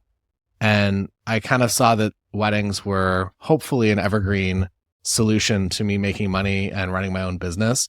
I think one of the keys for me was that I wanted to basically be my own boss. It was, I did a 9-to-5 job for co-op. I went to school for computer programming of all things.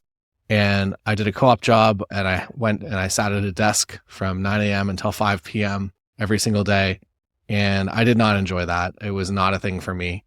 And I was fortunate to learn that in college. And by that point, I hadn't racked up a lot of expenses. My car payment was pretty much like zero because I was driving like a 95 Ford Taurus. My rent was like $400 a month or something ridiculous because we were in a shared combination. And I was able to basically put all my effort into marketing this. And as long as I was going to be making like maybe $3,000 a month on it, I could support my life, which seems crazy now. But that was kind of that college time. I spent, I would say, probably the entire year on my website. And the problem when you make your own website is that you keep remaking it over and over again, and you have no idea if it's working or not. You keep revisiting your pricing. It's like, is my pricing wrong? Is that why people aren't inquiring? It turns out basically that I just didn't have the portfolio required to at least get in the door with most couples. So I went out and I just started creating my own portfolio. Over that year, I would pretty much trade if my friend's band wanted promo photos rather than charging them for it, I would ask the members of the band if we could do a shoot with their partner. So outside the next day or a week after, whatever, we would go out and we would do a couple shoot. So my portfolio was just all couples that I had met through the music industry. And that was enough to at least kind of give me some cool factor. I think also when you're starting, you kind of get that it's you're brand new and people feel like they've discovered this uncovered gem or something like that, which a lot of my couples felt that they're like, why are you so much less than all of these other people? It's like, well, I've done one wedding. And yeah, so it worked out really well. I was also fortunately kind of at the age where all of my friends were about to get married. And it was very easy for referrals when you're like 18, 19, 21, 22. There's kind of that space from, I would say, maybe 23 to like 30, where at least thinking back a few years, that a lot of couples would get engaged and get married. So it was a somewhat easier time, I think. If I was trying to start right now, I wouldn't have the benefit of those few years. So if you are listening to this, you're watching this and you're a younger photographer and you're like, I'm 16, like, I don't know if like a couple's going to hire me. The truth is it's going to be weird because there's this reverse age gap and your couples are going to be 24, 25, 26, and you're going to be 16, 17. And it's going to be a bit weird communication wise, but if you do great work, they'll be happy with you. And it was, I think one of the fortunate things was that I started so young. And I was ready for that time period where weddings just started kind of going absolutely crazy. Of course, of course. So when you talked about like you went out, you realized that your portfolio was lacking, right? Uh, Yeah. I guess one, like, how did you know that? Because it's like when you get into photography, you think that all your photos are great. All of your friends think that your photos are great. How did you know, like, oh, my portfolio isn't there? And then how did you, I don't know, systematically decide what it is that you needed to capture to build that portfolio? Yeah. I think I was definitely fell into the trap of trying to put everything that I did on my website. And every educational thing that I read was like, you have to niche down and you have to pick something very specific and be that thing. And while I don't believe that's exactly 100% true, I think that you can obviously be a wedding photographer and do family photography and do travel photography and have a commercial side of your business. Maybe that lives on a different website. But it was, I guess I realized that at least I had to have a dominant part of my website be dedicated to weddings and to be dedicated to couples. So that was kind of the key for me, that it was very hard to sell wedding photography packages with a bunch of concert images. It worked sometimes, weirdly, but it was, I would say, kind of the thing that I saw as a gap. I also am very introverted and quite not that great with communication. So talking with couples and actually posing them and being confident with that was also a challenge.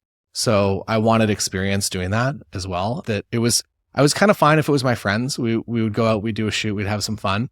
But then as soon as it was a couple that I hadn't met yet, that communication barrier was very, very challenging for me. And I think it came down to just lack of confidence in knowing what I wanted to ask of them. And once I started doing more shoots, I feel like my confidence came up and I became a significantly better photographer, especially on wedding days. Yeah. About this posing thing, right? Like that's another thing that a lot of photographers struggle with. And as you said, kind of like you just get better at it with more experience. But there also is like a bit of an eye as far as like how people look, right? Did you go through any sort of education, or were you just like looking at other people's photos? How did you know how to post people? At the time, there was no YouTube. So now YouTube has made the startup process a lot better.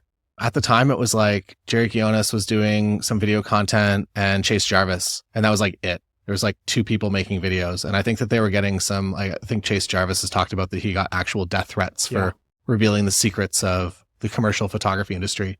So those were my only two video references, really. And neither of them really did this style of work that I saw myself doing. So a lot of it was just kind of self-discovery and looking at other work and looking at magazines and like skate magazines and other concert photographers and seeing how bands were posed. And I took a lot of that into my early work. And I basically just took my couples on their wedding day and posed them as though they were kind of a two-person band. That was kind of the beginning. I've changed and evolved a little bit since that, but that was the starting. And it was pretty much, I would say it all came down to kind of that. And then also playing around a little bit with lighting and getting creative. I weirdly come from more of a gear background than an art background, but I got really big into off-camera flash for a long time and overused it, I would say, looking back now. But it was something that kind of inspired me to go out and create something a little bit different. And it definitely made my work stand out or at least be different than what everyone else in town was doing. How many couples do you think you've created the perfect album photo for? Oh, in that day, it was pretty much every couple. We would find like the grungiest locations outside. There's a few kind of like pretty sketchy like takeout restaurants in our core here. Yeah. So we would shoot out back those. So we knew like most of the staff there. We'd be like, oh, hello, back again, huh? Okay. It's weird. Stop coming here, please. And yeah, so I'm going to say I probably have like 20 or 30, like pretty good band photos. That's hilarious. Yeah. And then I got more into, so I live like an hour out of Toronto. And then once I got into Toronto, the markets are weirdly kind of separated. And once I got into Toronto and started shooting there, I had access to way more grungy backgrounds and I was adding like textures to my photos and stuff. It was a time. It was a time for sure. For sure.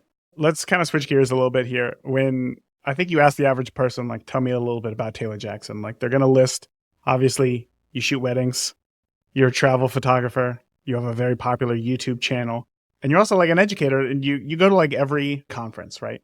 And I think most photographers listening would think to themselves, I would love just one of those, right? And you do all of those things. And from the outside, you make it look easy. So my question for you is it easy?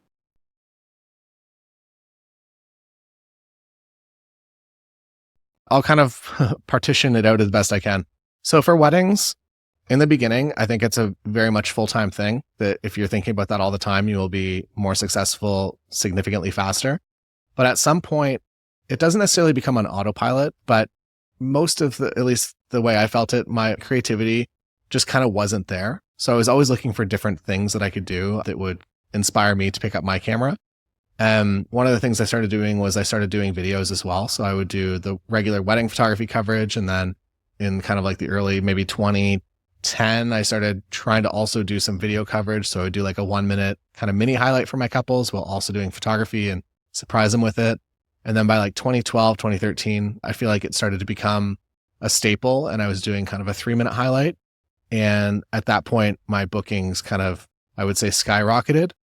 But within the bounds of I had everything outsourced already. So I wasn't editing my own photos. I wasn't editing my own videos. It was just that I would go to the wedding day. I would 50% of the time do an engagement shoot and have a few emails back and forth with the couple. But for the most part, I was kind of working like that 1 day a week. And I know that sounds like a ridiculous dream, but it kind of did come down to that. I think it's also the couples that I attracted as well. I always came into photography and the industry as a business from the sense that I want to unlock as much time freedom as I can. So maybe there was some kind of pre-planning in that built itself into my business. But yeah, I was working pretty much like the Saturday or maybe a Friday, Saturday, Sunday if it was June or September.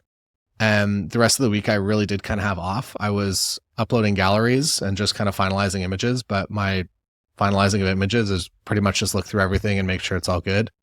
That kind of became, I guess, the main income of my life. And then I started adding on other things that I wanted to eventually get paid for. So one of those was YouTube and doing travel content. We started doing a travel show. I think we actually did a podcast about this like way long time ago. Yeah. So yeah, we started doing a travel show, which was kind of a personal project that I wanted to do, but I eventually wanted to hopefully turn a profit on it. And Nikon saw some of the episodes and we talked and we did 2 seasons of a Nikon travel show. So yeah, kind of full circle and kind of what we weirdly planned. I know you can't plan something like that, but when you started talking to a brand and you're like, well, we want to do this, but we'd love to do this with your cameras. And we've already done proof of concept of it and it would be the same team running it. And they were very quick to say like, that sounds great. And then when it comes to the education side, it's kind of all built in because I'm usually showing my real life weddings. So it's kind of, I record the wedding and then maybe I do a behind the scenes on the day. Sometimes I just run GoPro and talk about it later. If I'm doing photography and also highlight video and also doing behind the scenes and also trying to talk to the camera, it's too many things. So many things. And I feel like and it actually takes away from the job that I've been hired there to do. So a lot of time I'll just run GoPro on it and then I'll do voiceover or something in the studio after to kind of talk a little bit more. And then, yeah, there's some other secret jobs I have too, but those are kind of the main ones I would say. And yeah, it kind of goes in seasons where summer, I would say I'm in Canada, Northern Hemisphere. So like, I would say May until maybe October, I'm pretty much full-time wedding photography up here. And then usually November 1st, I stop taking weddings. So this took so long for me to be able to actually do, because when people are like, we'd like to pay you money to do our wedding, and you actually say no to it, it's pretty crazy. Yeah. And I take off from November usually until May 1st, unless something very interesting comes along. I'm open to unique and interesting opportunities, but my regular wedding days that I do here, I just don't book them in the winter. And then we go and we travel and we do YouTube content. And that's also when all the conferences kind of happen in that time period as well. So that's why I'm able to go to those. And I'm speaking at a lot of them this year or next year, which is kind of fun and also terrifying simultaneously. But yeah, that's the weird business that I've made, I guess. What's terrifying about going to these conferences? Oh, just if you have to speak in front of like 300 or 1,000 people. Just because they're real like people, because you have to like make eye contact with them? Yeah, like for video, I have final edit over everything. I go out, I shoot something. I could never be like a person that vlogs in public. I'm never talking to a camera, like walking around the streets. My brain just can't handle that. So I'm recording things. I know I have final edit. So if I screw things up or whatever it is, I can fix it. And then I have final edit on that video to put up online and I get to do everything kind of myself. Whereas when it's a public space, I have less of that. And I wouldn't consider myself a great public speaker. I'm getting better, but it's taken a lot of time. I think I did my first maybe like 2011. I think I did a WPPI, like a little 5-minute Ignite thing where your slides automatically advance. And it was not great. And I think there was like 5,000 people in that room. It was really big. Gosh. And it was not good. And looking back at that, I'm like, okay, it's cool that I've gotten a lot better. I think I also know the topic a little bit more. In 2011, I knew what I was doing, but maybe I didn't know why I was doing it when it comes to photography and the decisions I was making. Now, watching back the tape of every single wedding I've done for the past 10 years and making a video about it, I get to learn a lot as well and see the things I missed and hopefully like give myself more time to understand why I did things, because on the wedding day, it's fast paced and it's efficiency. And yeah, so it's nice to be able to kind of sit back and watch that, I guess. Yeah, of course. It's funny because it's like hearing, at least talking with a lot of the speakers that just imaging this year, that was a common thing. You know, everybody's like, it's weird to get up in front of that many people and they're all watching you. Even like Seth Miranda, he's like, I do this all the time. Like I do this day in and day out and do this stuff with lights, but doing it in front of all these people, it's wild. So I understand. Yeah. I understand. I think that it'd be weird to like do a podcast in front of people, even though it's essentially the exact same thing. It's just like you and I having a conversation here, just to know that there's like all those eyes. It does change the concept. Not to freak you out or anything. Yeah. Sorry, didn't mean to do that to you. Live podcast, Next Imaging USA. Let's go. When we get back to the talking about weddings, talking about efficiency, as you and I know, weddings start much before the actual wedding day, right? Because you got to initially get those clients. What are you doing? Let's talk about the lead process first. How are you trying to build efficiencies into gathering leads and getting your name out there?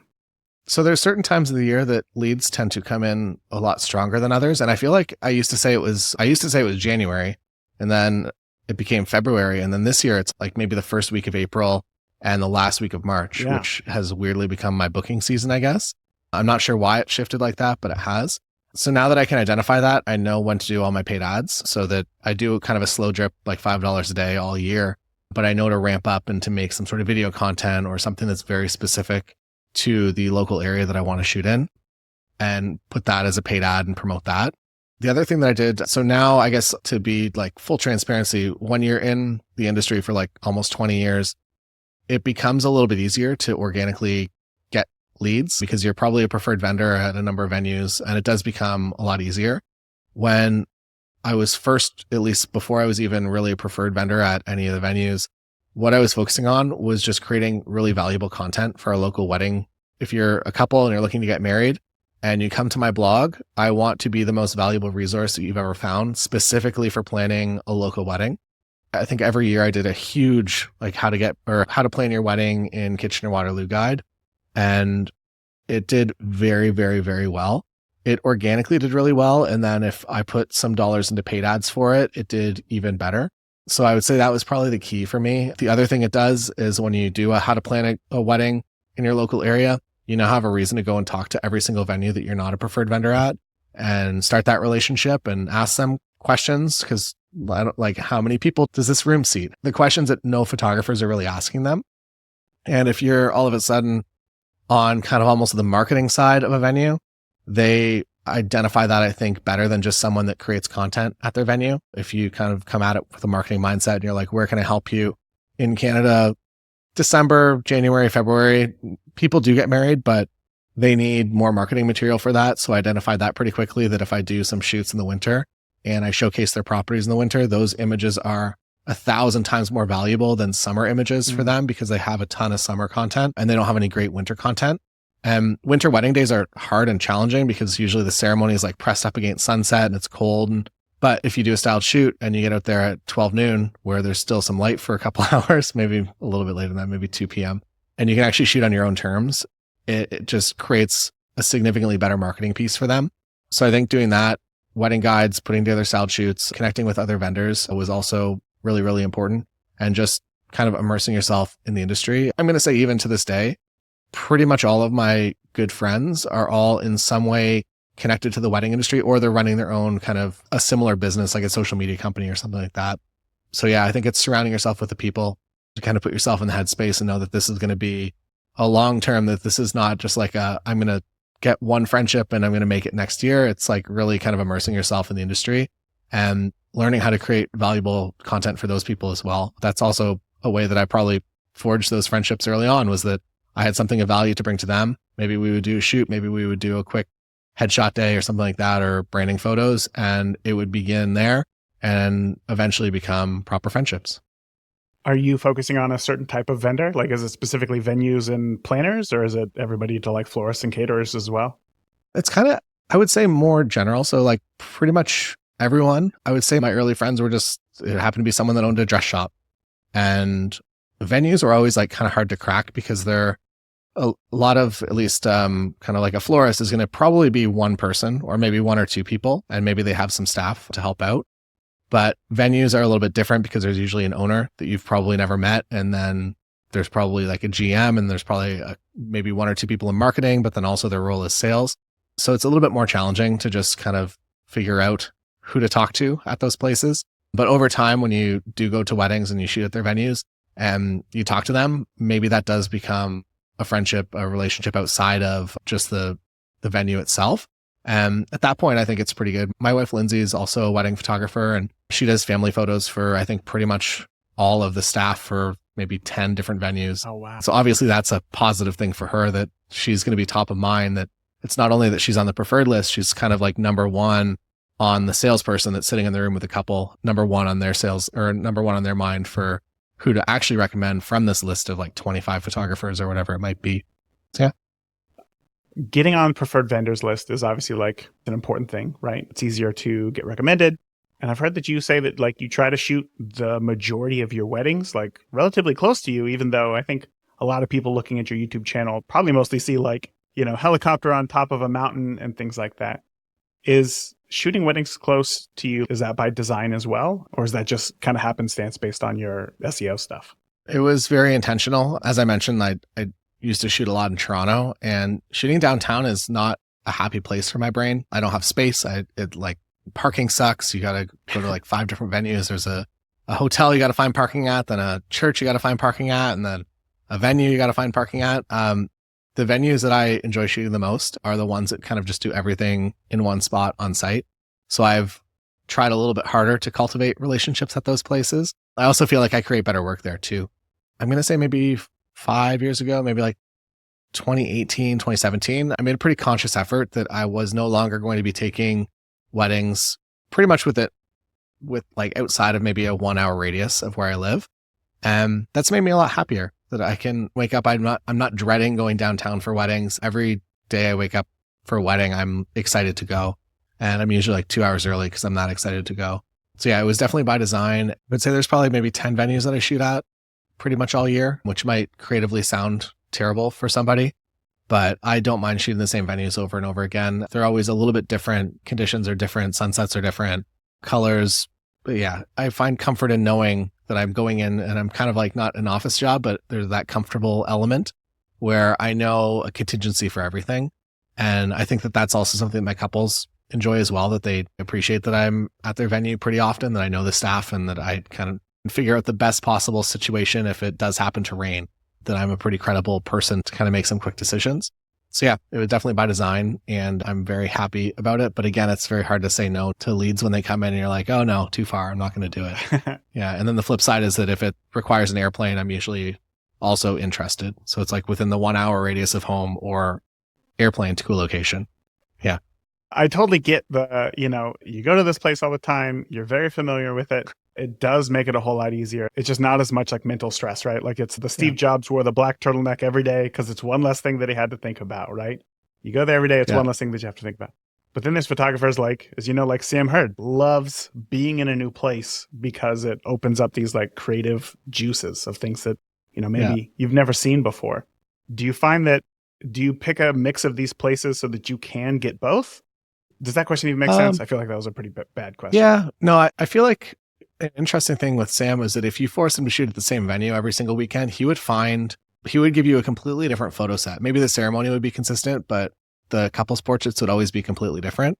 I feel like I don't really work that way. I'm very happy to kind of reuse locations and to just kind of do the best of what I did last week and then add a few things. So every week that I shoot at that specific venue, my work will get a little bit better, and that couple will probably get a slightly better couple session from it. So yeah, I don't know. I'm quite happy doing that. It's my couples. It's their only wedding day. I'm also usually it doesn't happen, but I'm also very aware that if it's a referral from somebody that was in the wedding party and maybe they're getting married at the same venue. I've had this a few times with family that they just had a connection with a hotel here. So all three of the sisters all got married. I make it a very conscious effort to do something completely different in that case. Sure.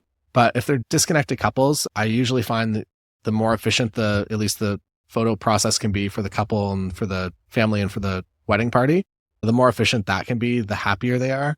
And by shooting there over and over and over again, you really kind of get that efficiency dialed, and you can do a couple session in 6 or 7 minutes and get them back to the wedding day, which I think they really appreciate. Yeah, no, of course. Yeah. Everybody feels weird in front of a camera anyway. So the shorter you can make it, the better. So then when you say travel to a new location, do you spend time trying to get familiar with it, or are you comfortable enough with weddings where you can just kind of go with the flow? I'm usually comfortable enough. And I also know that even if I do scout the day before, maybe I'll go and I'll make sure the sun's not going to be in the worst spot ever for the ceremony. So the next day I can kind of be like, hey, can we set up 3 feet to the left under this tree so one of them isn't in the blinding sun and one is in the shade? I'll have a kind of a quick look like that, but then also I know that the conditions are usually going to be completely different the next day. So yeah, I'll go for a walk around. I'll maybe find a few locations that I think are interesting and I'll keep those in my mind. And if we have time to get to them, awesome. If not, I'm usually pretty good with just kind of finding good light. That's always what I'm looking for first, is if I can find good light and an average background and the couple looks amazing and the background is kind of like mid, I'm fine with that.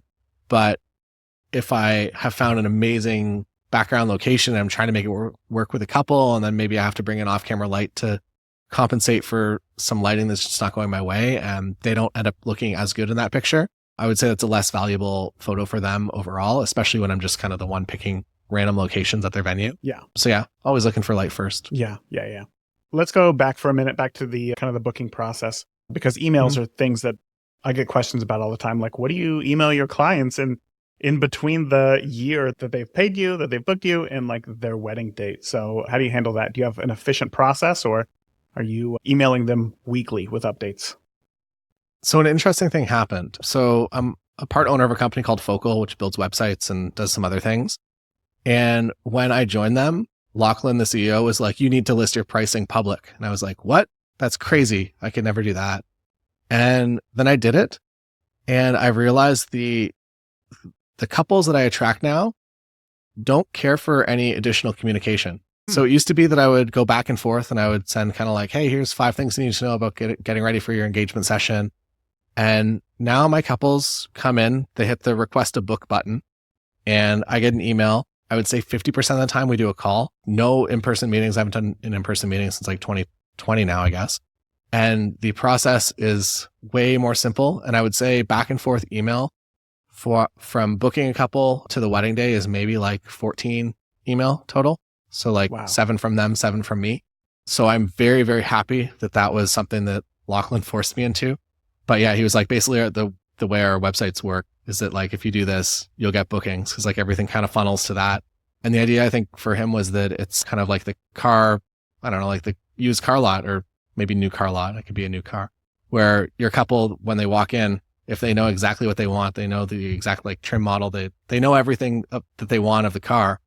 Like they go in and they're like, can I have this? And then there's this weird sales process. It's just not so good. So now it seems like the more streamlined I make it, the more streamlined my couples become. And I don't know if that's like maybe like that I'm training them in some way that like we don't need to communicate that much and it's fine. But yeah, my communication has come down drastically. So it's pretty much like if they do an engagement session, which is again, like becoming increasingly more rare for me, we will kind of schedule a time usually in those first few email and pick a time. And then I'll send them like hey, excited to meet up at this exact location at this time again. See you tomorrow. After that, I send them the gallery from that. And then it's usually like a month before the wedding, when final payments also due, that I just kind of ask for the final schedule. And again, there's comfort in working at the same venues because I know pretty much the schedule, that if their ceremony is at 4 p.m., I know that I'm probably starting at noon and I'm going to be there until 10. So yeah, like going through the schedule to make sure there's no kind of red flags in it. But other than that, it's pretty fine-tuned now, which is kind of nice. Right. I appreciate that. I would say, yeah, like in terms of email, it's probably like a 500% decrease since I changed my pricing on my site. So then let me ask, do you think crazy? That is crazy. Do you think that that's possible because of how established you are as a wedding photographer in your location? Or do you think that a new photographer could implement putting their pricing on their website and seeing the exact same thing? I think it's going to be location specific, perhaps. And I'm not going to pretend that I know every single market in the world. I guess I should have prefaced that all with it has worked for me specifically here. I think one thing that I do have that I've been in the industry for a long time is basically trust as well. And also doing all this YouTube stuff. People know that I exist. I feel like a lot of the early follow-ups I would get from couples in my younger days as a photographer were pretty much people pinging me to be like, you still exist. Our wedding's still on your calendar, right? And it was just kind of like unnecessary communication. Whereas now I feel like there's a little bit more trust there. So I think that's probably a key part of it as well. So yeah, I think that if I was younger in the industry, I would be doing as many things as I possibly could to just create as much trust as I possibly could, both on my website and on social media. And if I'm doing like YouTube video content, I'd be showing up to venues and doing venue tours and walking people through kind of what their wedding could look like and maybe involving the venue staff on that as well. Those would be kind of those things that I would be doing so people trust me and maybe communicate a little bit less, but then also are a heck of a lot more likely to book, which would be kind of more key at that time. Right. But yeah, I ran my like starting at rate on my website from like 2006 or 2005 until pretty much I joined with Focal, and then that's been very nice time. So yeah, it worked for me. But again, that's I don't know everyone's exact market and exactly what's going to happen if you try that. So maybe split test if you can. Yeah. Do it for 1 month, turn it off for the next.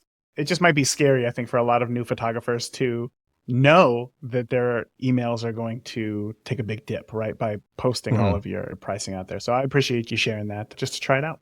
Let's move forward to the actual day of the wedding. We've conquered the booking process, the time up until the wedding. Let's talk about the wedding. If efficiency is the goal for you at a wedding, and you're doing two jobs most of the time, being a photographer and videographer, doing the hybrid coverage. How do you, like, some people show up with a ton of gear to a wedding for every possible situation. Some people show up with only, 35, 85, and then that's it. As far as gear goes for you, what do you bring into a wedding to ensure that you can capture it all? So I'll also say when we do video, we're only doing highlight coverage. So we're basically making them a music video. So we're not doing like full like tripoded 3-cam ceremony. Are you worried about audio at all? No audio typically, unless they really want it. I discovered something weird with audio when I included it one time as a bonus, that people don't like the sound of their voice, and it's a little jarring whenever the video opens with their voice. They're like, I don't know if I like that. I realized that maybe that's not a value add, that's maybe if they didn't want it, maybe that's a value they don't want. So yeah, we just basically make a music video. So I shoot everything with the same camera. I just switch between photo and video all day. And I bring everything in. It's like a Peak Design, whatever the messenger bag is, and everything fits in there. I bring 2 cameras. I bring the Tamron 35 to 150 has been like amazing for ceremonies. And you can obviously like shoot the entire day with it, but it's just crazy that one lens could just kind of like basically do everything that I need. So I'll have that for whatever part of the day I need it for. And then other parts of the day, I'm usually either on a 35 or an 85, pretty much all day. 85 for most of the reception, 35 for getting ready, maybe some portraits. And then I have a 20 in my bag as well as just a safety in case it's always a cake cut. It's in like the stupidest spot and you're pressed up against the wall and you just need a wider lens. So I have a 20 for that. I'll use that for 5 photos of the day. Unless the party is crazy, then I'll use it for more. But yeah, that's it. So how many is that? 4 lenses? Something like that. Real quick though, what do you mean if the reception is crazy, you'll use the 20 more? Just like if the crazier the party gets, the wider I usually get. If there's 5 people slow dancing on the dance floor, I'll probably be at 85 to make it look pretty. But if it gets like crazy and everyone's on the dance floor and it's a proper party right off the start, I'll usually get a little bit wider to kind of just capture all of that. I feel like it just like, I guess it's also comes down to the couple that if you know it's going to be a party, that I will probably want to capture that a little bit more. And I might do some flash with drag shutter. Whereas if it's a more calm beginning to the dancing section of the day, I'll usually go kind of bounce flash and make things look a little bit, I don't know, maybe slightly prettier than real life. Yeah. Yeah. I gotcha. So what about lighting gear? Like you just said, you bring in multiple flashes, you got all the modifiers, or what does it look like? Yeah. Usually one flash. I also have backups of all of this in my car as well. So I'm usually one flash, speed light, and I think I'm on the Godox V1. Might check out the V Pro, the new one. I'm on that pretty much all day, but with the high ISO capabilities of cameras now, and the fact that I'm also shooting photo and video, for if my settings are set up for off-camera flash and I'm switching between photo and video, it's a little clunky. I could probably do second camera as photo camera and one as video camera, but I find that most of the venues, at least that I'm shooting at, the quality of light is good. Just sometimes it's very dim. So sometimes I'll have to be up around like 10,000 ISO, which I think is fine with current camera models. If I was shooting on my Nikon D750, maybe I wouldn't push it that far, but I'm pretty happy to go ambient until there's just like a stupid pot light, like right above the podium or something. We'll just move the podium actually. We won't change the day too much, but if it's a 3 to 4 foot move of something that doesn't really matter, we'll try to set that up. And then if we are doing kind of that full rolling coverage of speeches, we'll have a Stella Pro LED light. So it's just a constant light that we'll set up kind of as a spotlight in the back. We'll also use it sometimes for dancing as well, if it's a very, very dark dance floor. But yeah, I would say every third wedding, I'm probably using flash or some sort of off-camera light. And then the other two, I'm pretty much going ambient all day. Again, you need the lenses to allow you to do that. Some nice 1.4 or 1.8 glass. But yeah, I've been pretty happy overall.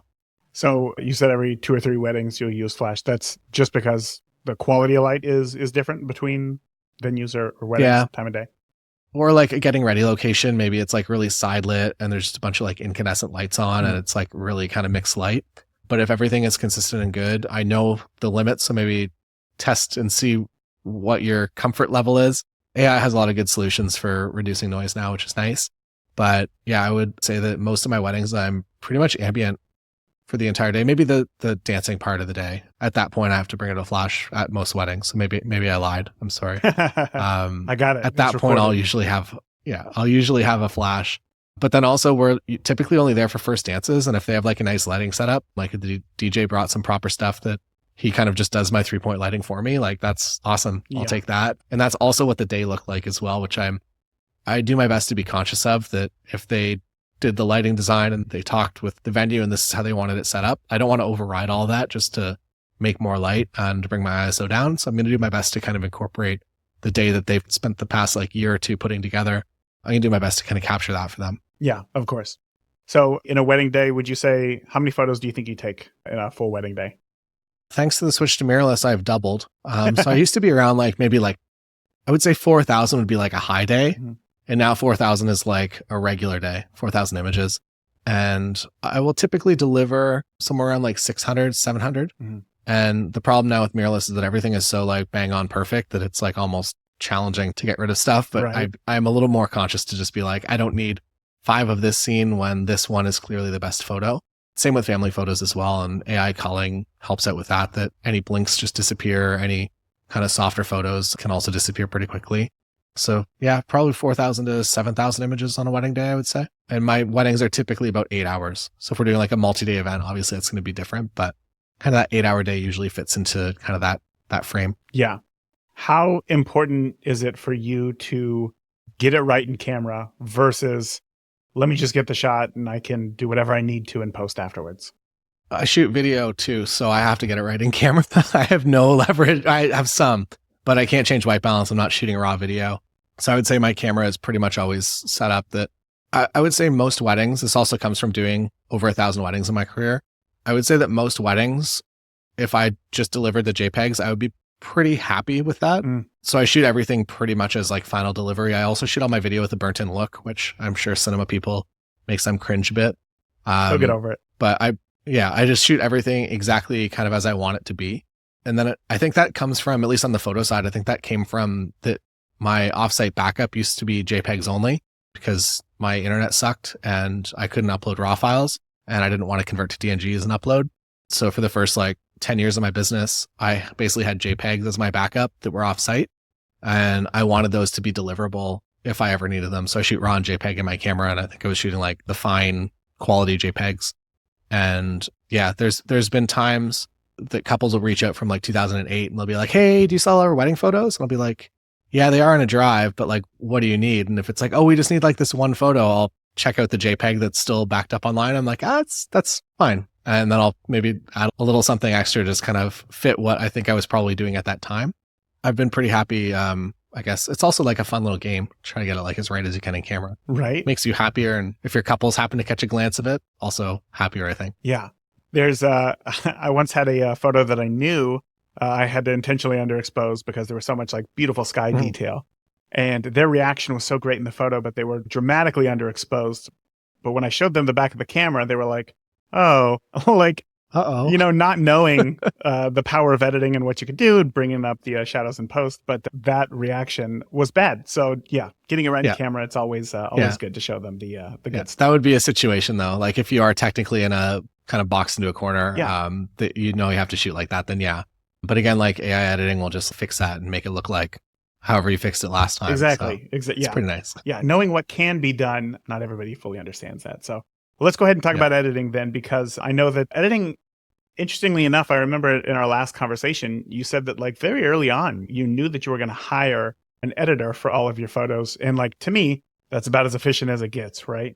Tell me about the decision to do that and kind of where that process is now. Yeah, it's been a bit of a journey. I began using a company, and then I think I switched to a real human being. She was like, hey, I'm open for editing services.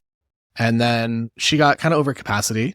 And I went back to another company that was just like, basically at that point, I was able to upload DNG files and they would edit from those. And that lasted for a few years. I think I bounced between all of the major like outsourcing official companies in the wedding industry. And then I eventually went back to using a real human being because it was just a little bit easier because he was my roommate. So that was very nice and very easy. And now I'm using Imagine, which has been kind of like the easiest, that I don't have to send files anywhere. I guess I send files to their service and it's just done though. But usually the night of the wedding, I would say my wedding process now is that I will do the wedding and I will come home. And by that point, I've usually sat down at dinner and I've actually culled through most of my images. So I've culled all the way to dinner. And as my images are loading into my computer here, I go through and I select the last maybe 2 hours of coverage. And by that point, I put them in a Lightroom catalog and then send them to Imagine and go to sleep. And by the time I wake up in the morning, the process only takes like 10 minutes, but I just go to sleep. I wake up in the morning and I finalize the gallery. And now my offsite backup is a finalized gallery, which makes me so happy. So yeah, there's positives and negatives to everything. I think working with a real human being is very nice, especially when there's trust and you know that it's a final gallery. Whereas there'll still be some tweaks that I might have to make on my images when they come back now. But yeah, I think I was hesitant at the beginning. I'm like, there's no way that this pattern recognition system could just figure it out and just like edit for me. And it did. So yeah. That is a scary thing, right? To give up control. And I know that a lot of newer photographers are, I guess there's this idea that if you outsource your editing, you're removing part of your creative process, like who you are as a photographer. Yeah. But also like from having shot weddings for a number of years, like I understand there's also like a business element to it. Talk to me about that. Like share with me, as somebody who has outsourced your editing for years, was it hard for you to give up that control as well? I think so. I feel like now it's almost come back that I have more control over it because I do see the final gallery, but in Lightroom, and I export it so I can actually go through and change things out. Whereas before I would just be getting JPEGs back and that would be the final gallery. And if I had any tweaks, I could kind of help, or like I might have to go back to the raw file and it was a little clunky. So I would say overall, I feel like I'm kind of more in it now. Also, the profile that you build is based on like your past editing. So it's basically any way that you would have edited a photo. It will just see like, okay, the last 5 times you were in a backlit situation, this is exactly where you put the exposure and the white balance. And it will just sync that new file that it's seeing for the first time to what you've done in the past. So I think that's also kind of helpful because it's based on my edits. So it's not like I'm just like clicking like an auto button in Lightroom and it's just going. It's something that I've spent the past like bunch of years building, or at least building the content that the system interprets. But yeah, I would say I'm fine with it, but there's probably like a 1 year learning curve, or maybe a 1 year window where you're almost kind of forced into it. And if you want to continue to actually have a life outside of your business, if you're shooting like 30, 40, 50 weddings a year, I don't think that you can do that internally. You have to hire someone. And the faster you can get comfortable with that, the faster you are able to spend that time on marketing and actually scale your business and make more money, which allows you to hire maybe more people. Maybe you start hiring associate shooters to deal with the volume because you're so good at marketing and you're now getting thousands of leads a year. Yeah. So I would say that was something that I knew was going to be a thing. So maybe I I set myself up to know that I was going to be okay with it pretty early on. But yeah, it's a huge part of my business, I would say. And the reason I'm able to kind of do all the YouTube stuff and to have a life in the summer as well, which is kind of nice. Yeah, it must be nice to have those. I appreciate you sharing everything that you did today in terms of your whole workflow and sharing why efficiency is important as well as how you're doing it. Because I think getting over the stress of, like, for one, just learning your camera, but then knowing that then you want to get into business and all the things that come along with that. And you got to be all the places, all at once, all the social media profiles everywhere, all the time. It's difficult. So just hearing a little bit about your backstory, I know has really helped me, and I know that it's going to help the guests as well. So Taylor, before I let you go, let us know if, those listening have never heard of you, they have no idea who you are, what it is that you're doing. Where can we find you online? YouTube's probably the best spot. I have, I think, like 80 full wedding days up there now. So if you are interested in wedding photography, I have you covered, and also on every camera system. So if you're on Nikon, Canon, Sony, Fuji, I got weddings for you up there. And yeah, I would say that's probably the main place, or Instagram. I'm at Taylor Jackson. Can't believe we're already almost to the end. Finally, today, we are going to hear from Karni Arieli, a photographer who she crowdsourced real images of motherhood to change the cultural perspective. So you're going to learn how to embrace imperfection and authenticity in your photographs. Karni talks about the importance of capturing the duality of motherhood, to present a more realistic portrayal of what it's like. So you're going to learn how to cultivate self-belief and resilience in your creative process, especially when facing challenges like knowing when a project is done, when it's complete. And finally, Karni is going to emphasize the value of connection and collaboration when she shares just how great photography is enhanced by working with trusted partners and building a global community. Karni, my first question for you, I try to keep this an easy one. I want to know, when did you know that photography, and in particular just creating images or telling stories, was going to be an important role in your life? I'm not sure. I think I was a late bloomer, to be honest, because I didn't really find photography till I was maybe 16, which I think for today feels really late, considering everyone grows up with an iPhone and a camera and another camera and another iPhone. And, so I had a camera knocking about that was my grandfather's and my dad's. And I think at some point when I was a teenager, I started directing my friends a little bit and my sister, and creating small stories that I think helped me make sense of the world. I think people who are creative, I knew I wasn't a writer, but I wasn't sure what I was. And I think when I started taking pictures and I saw they were interesting and I liked creating, in a way, slightly fantastical scenarios, actually, and working with people and portraits in particular, I just felt that I was good at it, that I had something to say. And I think what was coming out was this: often photography is really good at channeling something subliminal, something from under the surface that you haven't said verbally or that you haven't even thought of, but it will come out there in your art and kind of face you and confront you. And I think it felt therapeutic, as well as like that I knew what I wanted to see or create. So, and it kind of evolved from there. And then I started shooting some fashion shoots or some little portraits for people and building my confidence, going to art school. And at some point there was no looking back. Like, I think it felt very natural to me. I come from a family of storytellers, but much more verbal communicators or more writing. And I am a talker. But I feel like when I talk, it's like I'm too much in control in a way. It's like I'm saying what I want to say. Whereas when I photograph, the photograph tells me what it wants to be. And I think that's a much more, in a way, maybe honest communication, or surprising, or I guess artistic, because it kind of comes, it just like comes from nowhere nearly. And I guess that's inspiration. That's maybe the people who are in front of you. And that's like all the dots connecting, the camera being there, you having your point of view, and the person you're interacting with, or the scenario just coming into place in your square frame. Suddenly you'll just see something that makes sense, or that's interesting, or a light that hits it just so, or whatever. And, that point of view of the world, I guess it brings me joy as well. Like, I guess finding pieces of beauty in a world that can often not make sense brings me joy. So I stuck to it.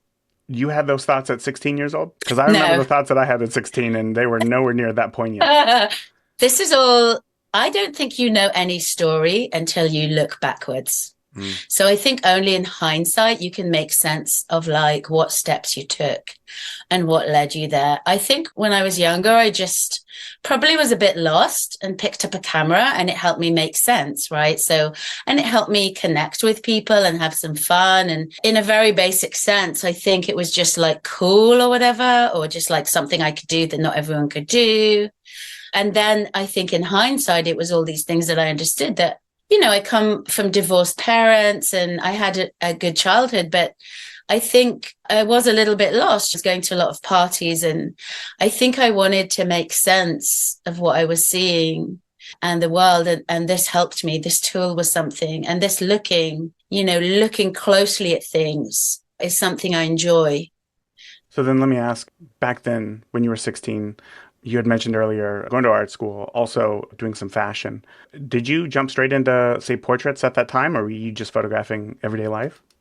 I don't think I ever really photographed everyday life. That came when I was much older. Like now I like to just find things on walks or with my kids and photograph them, or maybe direct parts of it, have a mix. But I think at the beginning I like to create scenes, because life didn't seem that fascinating. When you go to school and you're like doing the walk and you're in school and then you're home, living at home, but kind of like dreaming of other things. And I think I had to create fantasies. I remember climbing into a tree with my mom's old wedding dress and somebody taking a picture of me and then me photographing my friend who I was with. And so like we would like wear clothes or go into slightly surreal scenarios to maybe, I guess, create little stories. And even when I did fashion, it wasn't really fashion. I'd try and get them placed in some magazines, but I think it was more like little scenes of fantasy that were acting out, I guess, the way I felt in the world, or like things I was uncomfortable with, or things I didn't know, or things I did know, but not using myself ever as the subject. I always used someone else. I never did I did do some self-portraiture when I was in art school, but mostly I like to focus on other people. But I think it's a self-portrait still, even though it's like I'm casting someone as me. That's how I see it. Wow. Yeah. I completely get that. It's like, I've said it on the podcast before, there's that Ansel Adams quote that there's two people in every photo. There's the photographer and there's the viewer. So in a sense, you are injecting a piece of yourself into every photo. I love that. Absolutely. So at what point, you said that you had went to art school. I have found in talking with people that they either go to school for one of two reasons. One, because it's just what you do. Or two, they know that they're lacking in that area. They know exactly where they're lacking and they need to get better. So I guess, which one of the two camps do you feel like you fit into? Or is there a third camp? The camp that your mom signs you up to art school because she's afraid you're lost and you're going to travel forever and never come back. And she signed me up to this art school that was more of a general art school. And I started dabbling in all sorts of art. So sculpture, painting, and photography. But I think that was a really nice rounded way of trying out different things. But I knew I was always best at photography. Like I did some sculpture. I like that. I'm horrible at drawing. I like dance theater. I like moving image, and I like photography. And again, they're all like very much related to the eye and less to like the hand. I'm not very crafty, but I've got a good eye. And so painting didn't suit me. But once I was there, I decided to then specialize and move on more to focus on photography. And I think I did love, once I decided to like follow that strength, you get in deeper. And I think I did really enjoy like history of photography, going into the dark room with all those like smells and like seeing an image come up on a paper. I guess it's like being a magician, but you're like capturing, how they always say like that people, you can capture their soul in a photograph or whatever, or they'd be scared to be photographed in case you steal their soul. And I think there is some like magic and like fantasy and mystery in the whole process of like capturing an image, because one minute it's in the world and another it's on a paper. And it doesn't really make sense. Like, even though I know the process, something about that is totally bonkers. If you think about it, like when people discovered photography, they must have been blown away to like own a piece of the world on a piece of paper. It's kind of crazy. And I think that's what's really incredible, that you get to own the world and you get to own it through your own eyes. So you create, or you see the world in a certain way, and that perspective and that point of view is then collected onto this piece of paper or like image you can own and, you know, show. And it explains so much often, and it's really exciting. So, and then of course, looking at other people's work is really crucial, and collaboration. You know, my eldest is now 17 and he's in art school. And I always say to him, the one thing that I think is really crucial in art school is like to collaborate and to learn from each other and to do trial and error and to make a million horrible pieces of work and then a good piece of work. Because what we often don't realize is once you go into the world, it's a lot harder to play around. Like, then you have to make a living, you have to have an apartment, you have to like move out of your mom's or whatever, or not, you know. And so I'm like, well, really just go crazy in art school, like really make everything, don't get drunk and lie on the floor for the whole 2 years. That's not going to get you anywhere. I mean, you really should just like play a lot and try things and experiment and collaborate and be inspired. Often the best ideas, we know this from people who have made it big in the world, they're usually inspired by other things like cross-pollination and little ideas that come into their ether. And I'm sure I've been influenced along the way by lots of books I've seen and people I've met. And so I think that's really important in the sense of like the art school. And it's so much fun, like everyone getting together to discuss and make art, which in the grander scheme of things, like in the world, art isn't considered in a par with like being a doctor or a lawyer. But in art school, you are the doctor and the lawyer, right? Because it's like the place, it's like where you're considered like the big shot in art school is like the person who makes great art. And so I think that's a really good place to get confident. And so I did quite a few years in art school, but not everybody needs it. You know, my partner's more of a like, he teaches himself more. He's like self-taught and he's a bit more of a loner, but he's also an animator. They tend to be loners. They do, but yeah. Yeah, Animators, it's editors, different. yeah. Exactly. It's a different type of person. And not everybody loves the art school. And I don't think you can teach art. Like, I think you can teach everything that goes around it, like history of art, like the techniques. You can like help people hone in on what they're talented at, and like the critiques are really useful to like figure stuff out, to know what you want to stand up for. And but in another way, I think you should really follow what you love and what you know is best, because people feel more comfortable with what they already know and have already seen, which means that anything that's avant-garde or forward thinking is at first going to be treated with suspicion. Like, people aren't going to always fall in love with it straight away. Just like a song that's like a bit more catchy, right? And you like love it straight away. But then the weird ones you really fall in love with, but it takes time sometimes. So then let me ask you a question. This isn't really related to the podcast, but do you think that art can exist then in a vacuum? If we can't teach art, but we have to teach essentially, it sounds like the self-expression and show art in the past. Do you think that art can be created without, oh, but I guess that's hard because, I mean, you can see everything as a form of art. So you can get inspiration everywhere. I don't know. I'll let you answer that question. Do you think that art can exist in a vacuum? I don't know. I mean, I think part of the joy of art is there's a few stages in the joy of art. One of it, often it starts from pain. That's the weird thing. So it will start from some pain or discomfort, usually, move into like self-expression and self-therapy. But then there's this other bit where you connect to others through it, and they see it and they see you through it. And you get to change something in the world or in the way people see you or others. And I feel that that is quite a big part of art. So I would say that in a vacuum, you might get some satisfaction, but I think there's a huge part of it that's in the connection and in taking it out into the world. Other people connect to you that like your art, and people see it and feel better looking at your art. And you can change misconceptions, like with iMama, changing the way people looked at motherhood. in the art. So I think it's a huge bit, and it would be a shame to lose that. But of course, if you take a pile of like sticks in the forest and do a little sculpture and nobody sees it, that's still art, right? I mean, maybe only the squirrels will enjoy it, but Squirrels need art too.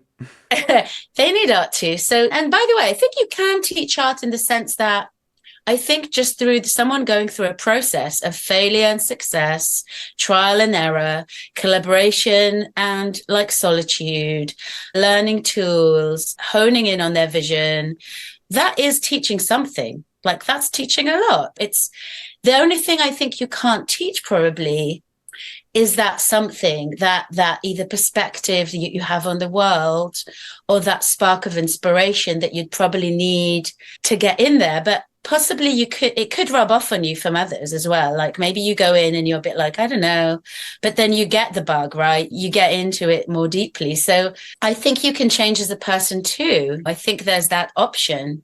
We're not just one line, right? We have an arc. So I think it can be taught. I just feel like there's probably some bit that you come with, and that is your own point of view on the world, your own take on the world, your own eye.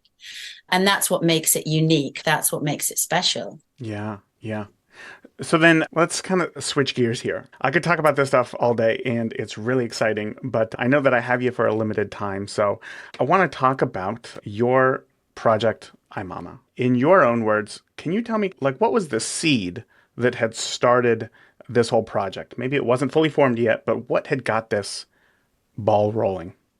Well, it was 2020, and we all know what happened in 2020 because we were all in the same little blue planet that was suddenly unified by having this virus, this COVID epidemic that broke out. And we were all going into lockdown. I live in Bristol, UK. We were at home. I had 2 kids at that time. I have 2 kids, but at that time they were 5 and 15, maybe. I have a big gap. So one of them was 5, the little one.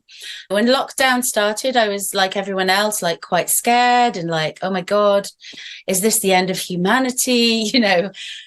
And I do what I usually do. I was a bit sick at the beginning. I might have had COVID. And when I started recovering, I picked up the camera. And that usually gives me some power back to document and makes me feel like things are going to be okay. Because if you're thinking about art, you're probably not dying. Usually there's like, you're going to be okay. So, I was documenting. It might be a false reassurance, by the way, but it is reassuring.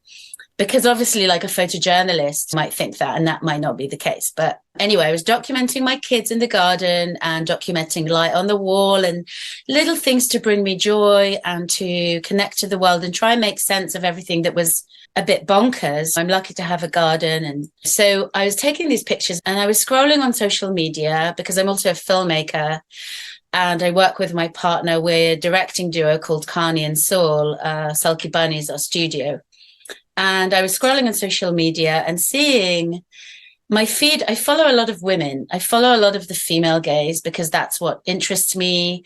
And I guess I feel like that's my people, right? Like a lot of visions and visuals made by women. And traditionally in art school, you're seeing the male gaze a lot. So for me, it was like more fresh and more personal. And so I'm looking at all these images and literally on my feed, nearly like a curated feed, I just see endless images of like these peepholes into homes worldwide taken by women and mothers onto their own families, like an introspective look at motherhood, home and family within pandemic, like the head of a child, a mushed biscuit, crushed biscuit on the floor, a mother holding a child, a self-portrait of a mother breastfeeding, a child having a tantrum, all of these things that we know so well, but I never deemed that interesting, but I was finding this portfolio fascinating. Like I couldn't look away because I was going through the same thing myself. So I'm a mum and I'm a photographer. So that cross-section of my artist self and my mother self had this cross-section, and I had never really photographed I always photographed my kids, but I hadn't sent it out into the world that much or used it. And the art world is usually quite exclusive and doesn't really deem family life as interesting in the art world or whatever. And I would kind of leave it at home like a separate identity. But here what I was seeing was all these photojournalists, all these art photographers, all these fine art women and artists were photographing the same thing. They were all like, they had no choice. They were all turning the camera inwardly. So usually they would be like on a job or going here or there. And suddenly they were all forced to do that kind of look at themselves. And I was like, wow, this is so incredible. This body of work that's by professional photographers looking at something that was deemed uninteresting in history, boring, mundane, even look, oh, you're just a mom, oh, you're just a dad, oh, boring, ho, ho, boring, boring, or like not art worthy or whatever. Suddenly I was like, oh my God, this looks like really powerful work. And I wonder if anyone's ever collected it. And then did some research and was like, well, there's one book from 2013 called Home Truths with very few artists. It's a good book, but like well-known fine artists, very minimal in number. And I couldn't find anything else. There's Family of Man that's mostly taken by men. There's a few mothers in there. There's a few women photographers in there, but it's like it was taken in a time where it was impossible. And I was like, what if we'd collect all of this work and make a platform and a book? And in history, like 1,000 years from now, people could pick up a book and say, oh, this is what motherhood looked like in 2020. Because we don't have that for world wars or other big events, major events, famine or war or the world wars or the Holocaust. You don't have those bodies of work because there weren't enough women who were mothers who were empowered enough to be photographers. And the men were usually pointing their lenses outwardly because that's where the interesting things were deemed to be, like outward. Nobody, like often, very few people turn their lens inwardly. So then I started collecting it on Instagram slowly, and the rest is history. It just dawned on me. I couldn't believe this body of work didn't exist because parenthood and motherhood has existed forever since the dawn of time. And since photography existed, obviously, at first there weren't any women or very few women. There were actually few women quite from the start, but I think they just weren't enough. And then I found out the world at 2020 was such that there were so many women photographers. And a lot of these women photographers happened to be mothers. So it's not like I'm saying all these mothers were taking pictures. It was, first of all, these were photographers who happened to be mothers, who happened to be looking at a subject, which is motherhood. And because there's so many stories and pictures of motherhood that are unrealistic, whether it's influencers or culture or commercials, all telling us false things and misconceptions about parenthood and motherhood that make us feel bad or shamed or just don't feel truthful. I was like, what's better than telling your own story? These are women and mothers telling their own story. And that's a huge power. That's the ultimate, telling your own story. So then why, let me ask, where did the decision come to curate the photos of others rather than sharing your story? Because I saw the potential. I think it was bigger than me. I think it was like the first time that I was like, you know, my kid's 5. I'm quite desperate at home. I'm kind of in this lock, but our film was like put on hold a bit. Our film work was like on slow motion. And they just saw this little gap where I could look out of my own bubble, out of my own comfort zone, and be like, wow, maybe I could do something that actually had some meaning, not just about my own existence, but for others and other women of my tribe, parents, women who are artists and mothers are my tribe in a way. This was a perfect storm, right? Everyone's home. There's pandemic. There's a million photographer women and mothers now because we're sort of advanced, supposedly, in humanity. And everyone's like doing self-portraiture, and there's this like beautiful portfolio appearing. And by the way, to me, beautiful doesn't mean perfect or like happy. Like I feel you get happy by sharing truthful images, not happy images. So I was looking for like the light and dark, the duality in motherhood, the beauty within the details and the hardship. So no fake influencer type content, which that we had loads of, right? Like there's loads of that. Yeah. And then, you know, do you know what? I've never had this before in my life. And again, this sounds like on the verge of religious, but I really felt a calling because I felt obliged. I knew how this could be. I knew how the work should be and could be. I saw the potential and I thought, if I walk away from this, it might never be made. Sometimes when you see stuff, you can't unsee it. And then it's like, it was my calling to make it, and I knew I could make it well. And I just saw it. I had a vision of what this book would be, what this platform would be. And I just knew I could do it. And so I just started trying to make it, not really knowing where it would lead. But sometimes making that one first step is the hardest, like naming a platform, I'm on a project, owning it, and then saying to some friends of mine, do you want to feature on this idea I have and I'll tag you? And they're like, yeah, sure, whatever. Then you've got like 10 frames, little frames on a grid. And that's like the beginning. And then in a way, the project takes its own life. Like from then on, it's not really that you control the narrative. You can push it. You can try and make it one thing or another, but it's also got its own life because you've put it out there. Let's talk about that then, because you knew that you wanted to collect these images. So you had started posting them on Instagram with the hopes of attracting attention so that others would start to do the same. But you said that you knew that this was going to become a project, this was going to become a book. So you knew from the beginning that you were going to have to start curating photos. And when I had just checked right before our interview, there was more than 65,000 images on Instagram that are tagged with iMama Project. But in your book, there's only 228 photos. So talk to me about, you had mentioned there that it's not necessarily your story to tell, it's the story of others. But when you're curating this book, this series of images, how do you do that? And do you try to separate yourself from that decision-making process? Or is that the piece of art that you're putting into the project? First of all, I think I found a new talent. You know how we said we're all beginners, and this goes together well with your podcast, but I was a newbie curator. Like I was a beginner as a curator. So even though I'd done film and photography for years, and I had a good eye, I knew I had a good eye, right? And I had a really good sense of what motherhood was, because I am one, and I have a good sense of what a good photograph is, because I'm a photographer. And I knew what was missing from the world because I basically made the book that I was missing, right? So I say it's for everyone, but it's also really for me. Like I am everyone, right? Because I'm filling the gap of that invisible book that was meant to be there but isn't there, of what is motherhood today through the eyes of artists and women who are photographers, looking at their own motherhood, like telling their own story. And when I curated it, I just think that women and mothers and fathers and carers have to support each other, like women elevating other women. And I think if you're doing something that makes other women feel bad, never mind the whole thing of like turning your life into an online circus and like constantly showcasing kids and all of, that's a whole other thing that I don't really want to get into, but of course is an issue.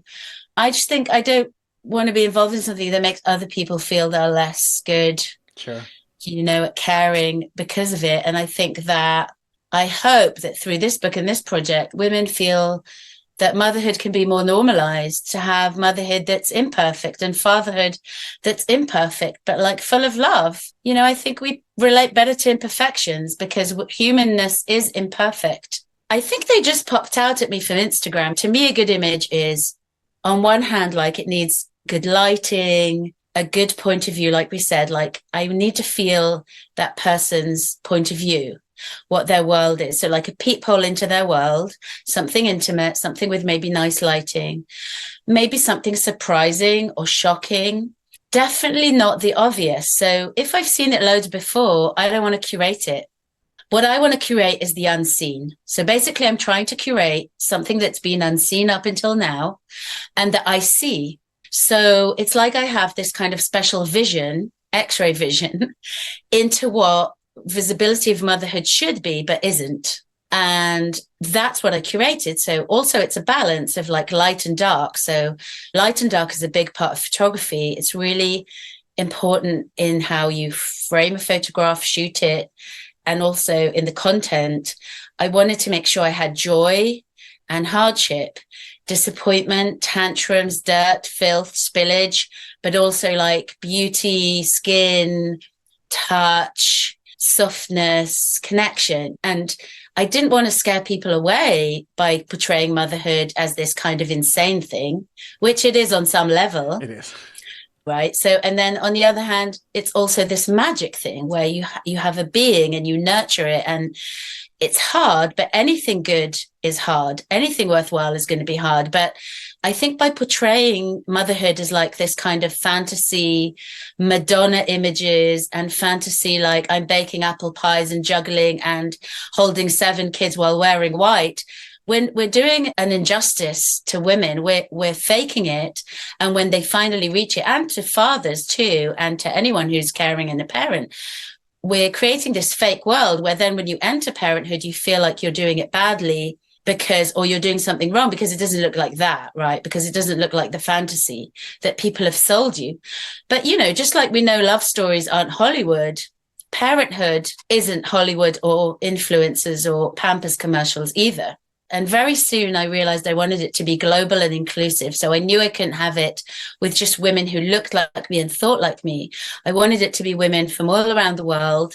I wanted it to be diverse, and I wanted it to have all the narratives like adoption and fostering and single mom and gay couples and miscarriage and abortion and all the different narratives that lead up to parenting and that are parenting, to be as inclusive as possible. And also I wanted to be as inclusive as possible in the sense that I said to anyone, you can join if you consider yourself a mama. And I used mama as a term of endearment so that any carer who lives with kids could consider themselves a mama. You don't have to give birth necessarily. And anyone who considered themselves a photographer. So again, I didn't ask for credentials. I didn't ask for exhibitions or a resume, because I think we need to level the playing field. And I think women have enough penalties as it is, and parents have enough penalties as it is. And so to help women advance in this really tricky time of being parents to young kids, I included women who were well known as well as unknown, which is like a big curveball in the art community. Like for curation, it's not considered a thing that you do, because obviously if you're into sales, you want to do well-established photographers. Sure. But I had nothing to lose. Like something, when you have nothing to lose, you can take bigger risks, because I wasn't a curator and I wasn't making any money. So by not exchanging any money with these women, not making any and not asking for any, I had complete creative freedom. The only thing that was missing was me earning the trust of these women. So obviously when you're dealing with the most intimate photography that women can give out into the world, they like to know that you're a mama too. They like to know that you're a photographer too. They like to see your curation style. One of my favorite images is one by Julie Renee Jones from America. And it's an image that was in National Geographic that showcased the project. And it's just a hand reaching out from a crib into a beam of light. And the crib and the room are quite dark. And the light is like the hand is flexed, like a zombie hand, or like when a baby falls and their hand is like ding, like really straight and stiff. And all you can see is that hand, and it's in this beam of light. And I love that image. I just love that image, because not only did it feel to me like humanity trying to reach for the light in COVID, trying to survive, it's also about that little baby, that all our world is in that little crib in the dark. And then that beam of light just illuminates that hand. And it's just a detail, it lets you fill in the rest. It leaves a lot to the imagination, which I think is really crucial too. That's a lot of the fun of art, is leaving something up to the imagination, for sure. Yeah. Absolutely. I'm interested, as a photographer, we know that a great photo is more than the sum of its settings. We know that the story is like so important here. But as a photographer, you do have to know the technical side of photography. So when you were looking at these images, how much of that played a role into the selections that you put into the book versus just the story, just the moment? Well, because I knew I wanted it to be a book and a platform by photographers, by professional photographers, I'd seen projects that had started in pandemic that were for non-professionals, people on iPhones, documenting, right? But that's not what I had in mind, because at the end of the day, I do have a certain appreciation for the aesthetics, the professional photographers. I like people who shoot on medium format, on SLRs, DSLRs. I think the iPhone is really useful when you're a mom and you want to just document your everyday. But I think if you're going to create an iconic one specific image that's really powerful, you're going to want to use a better tool. Saying that, the book and the project have iPhone images. So I broke my own rules. I made them and then I broke them. But what I tried to do was get the best images I could find that portrayed motherhood as a complex issue. So you have to, I call it the honey, like visual pleasure is the honey. You want to draw all these little fireflies to the honey and the light first. And then you can dish out any old story you want to dish out. People will swallow anything if it's covered in honey, just like that paracetamol pill or medicine that you'll cover in honey, right? So I feel that the duality of Mama and the hard, more truthful tales that are in there sometimes still need to be kind of wrapped up in this photographic aesthetic language, right? Because we're still dealing with an art form, right? And again, I never asked for credentials. I never knew. I think your eye can often tell what is like a casual snapshot that's meant for the home and for your own photo book, and what is something more iconic that you've managed to capture. I was fully aware that touching on childhood and motherhood on the internet, which is the Wild West and not the perfect place for any portfolio, definitely not for women. We got removed and censored a lot. That's a whole other story by Instagram for showing breastfeeding images and other things.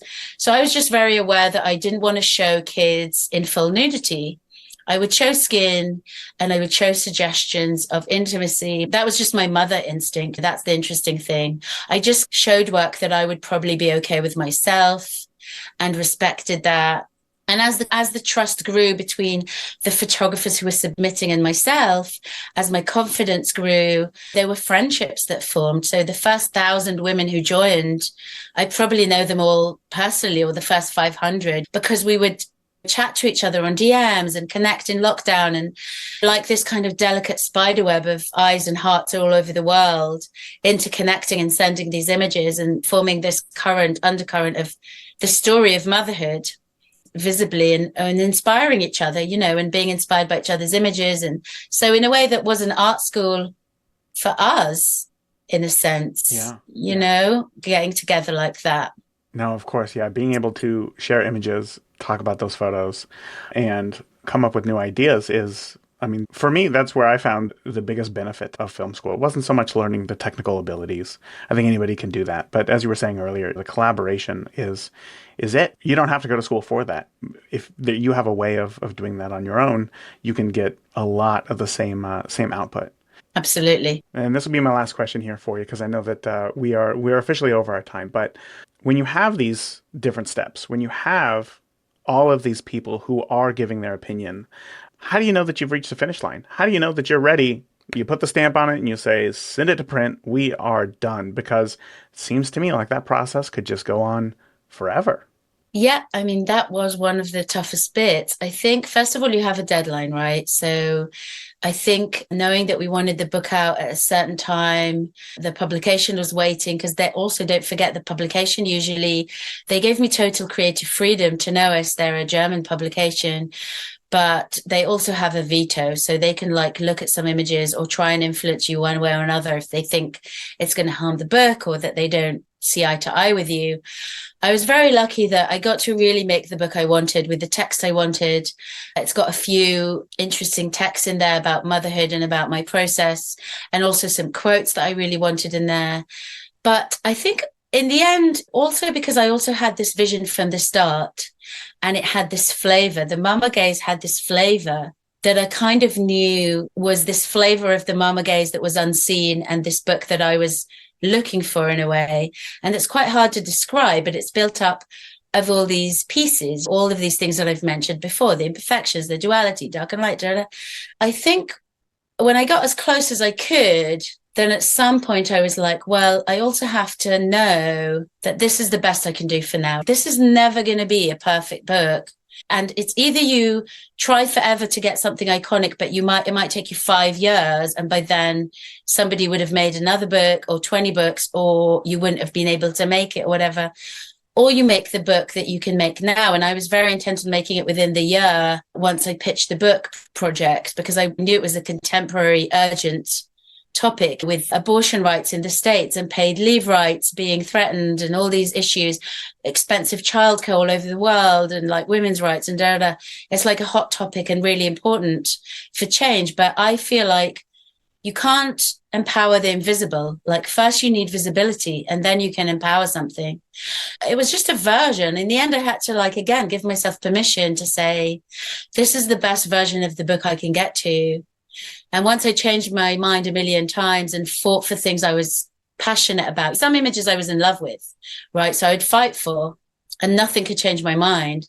But some images I would fight for and they'd be like, nah, this is too much or bloody or whatever. I'd like, so sometimes like how much you're willing to fight for something is also your parameter or like your assessment on like how important it is. Because when you're tired, you're like, okay, I'll just fight for that, but I won't fight for that. And you have to do a compromise. And so it just like, you know, the graphic designer put pressure on me in the publication to close it up. And I had to just face the music and be like, okay, this is it. And of course, as soon as I shut it, I was like, oh God, I forgot that, Mum. Oh God, that image could have been amazing in there. And then when I went back to the long list, I was like, oh God, I would love. But of course, once you have the book done, the other images that you haven't looked at for a long time look fresher, look like more exciting. So there's also that weird thing of like the new to you. So the new to me was new when I started the book, but then it became the old. But to other people, it will be the fresh. So when you make art, you have to be careful of that as well, that what you've lived with for a long time can seem like not that interesting anymore. Like you've seen it. It doesn't have that exciting, oh my God, look at that image. Because you've gotten used to it, just like with love or relationship or whatever. You have to really trust yourself in the process.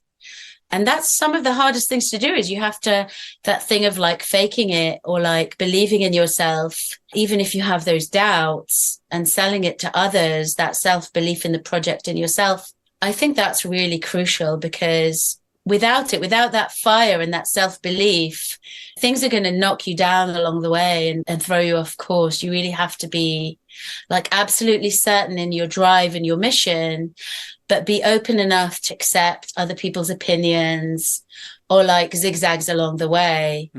But again, I can only say all of this clever stuff in hindsight, right? Like when you're on it, when you're walking on that path, often you fall down, you get up, whatever. You don't see the astronaut perspective when you're in it. It's only when you zoom out that you can like tell what it's been and learn from it. And I'm really grateful for that, for the like insane learning experience and like all these friendships and all this work that I've had the privilege of curating. And because it's really a collective body of work. This is a collective vision by women around the world, which is kind of a first of its kind, definitely in scope. So that's a big satisfaction knowing that and having that. Of course. As a photographer, it can be hard.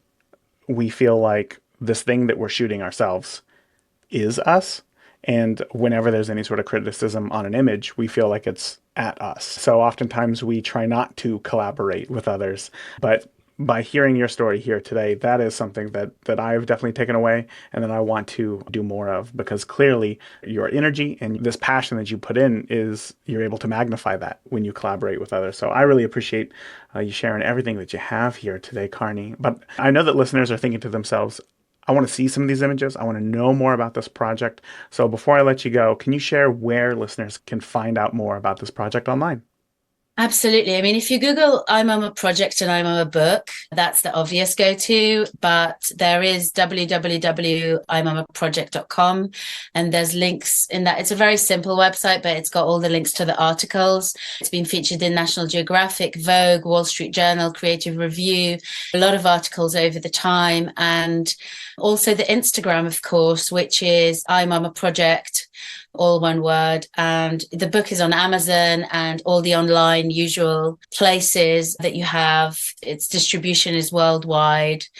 But again, I would love people to look at the book. I've always asked for the bookshops to keep one of the copies open so people can look through, get the books for people you love, and also get them for people who you think need to see the story of motherhood. Like sometimes that's really crucial. I wish we could give it to every business and every birth suite and every school, maybe in the future, because I'd love to do more exhibitions as well and an archive of motherhood. Like there's still more things we could do with it looking forward. There's a lot you can get to through the images that are shared on the Instagram. If you follow the trail to these women who are photographers, it's kind of this endless rabbit hole, but a good rabbit hole, you know, of like interesting photography by women today. So that's really really nice. What an inspiring journey through the mindset that helps shape these great photographers. I really hope that this episode has left you feeling not only motivated, but empowered to take charge of your creative process. Whether it's Alison Conklin's emphasis on capturing real moments, Jeff Larason's advice on creating systems for self-analysis, or Brooke Shaden's push for experimentation over perfection, you now have a range of strategies to build a stronger mindset in your photography. But remember, it's not just all about the technical side. It's about cultivating the confidence to tell your story, the resilience to push through those challenges, and the openness to continuously learn and grow. Photography is a personal journey. I've said that before. Your mindset is what is going to keep you moving forward, even when things get tough. So take these lessons that you've learned today, take them with you to your next shoot, and keep working on developing that, the mental tools that will help you to thrive as a photographer. That is it for today. So remember, until next time, the more that you shoot today, the better of a photographer you will be tomorrow. Talk soon. Thank you for tuning into this week's episode of the Beginner Photography Podcast. If you enjoyed today's episode, please share it with a friend. Start a conversation. Grow together. That is it for this week. Remember, the more that you shoot today, the better of a photographer you will be tomorrow. Talk soon. Thank you for listening to the Beginner Photography Podcast. Keep shooting, and we'll see you next week.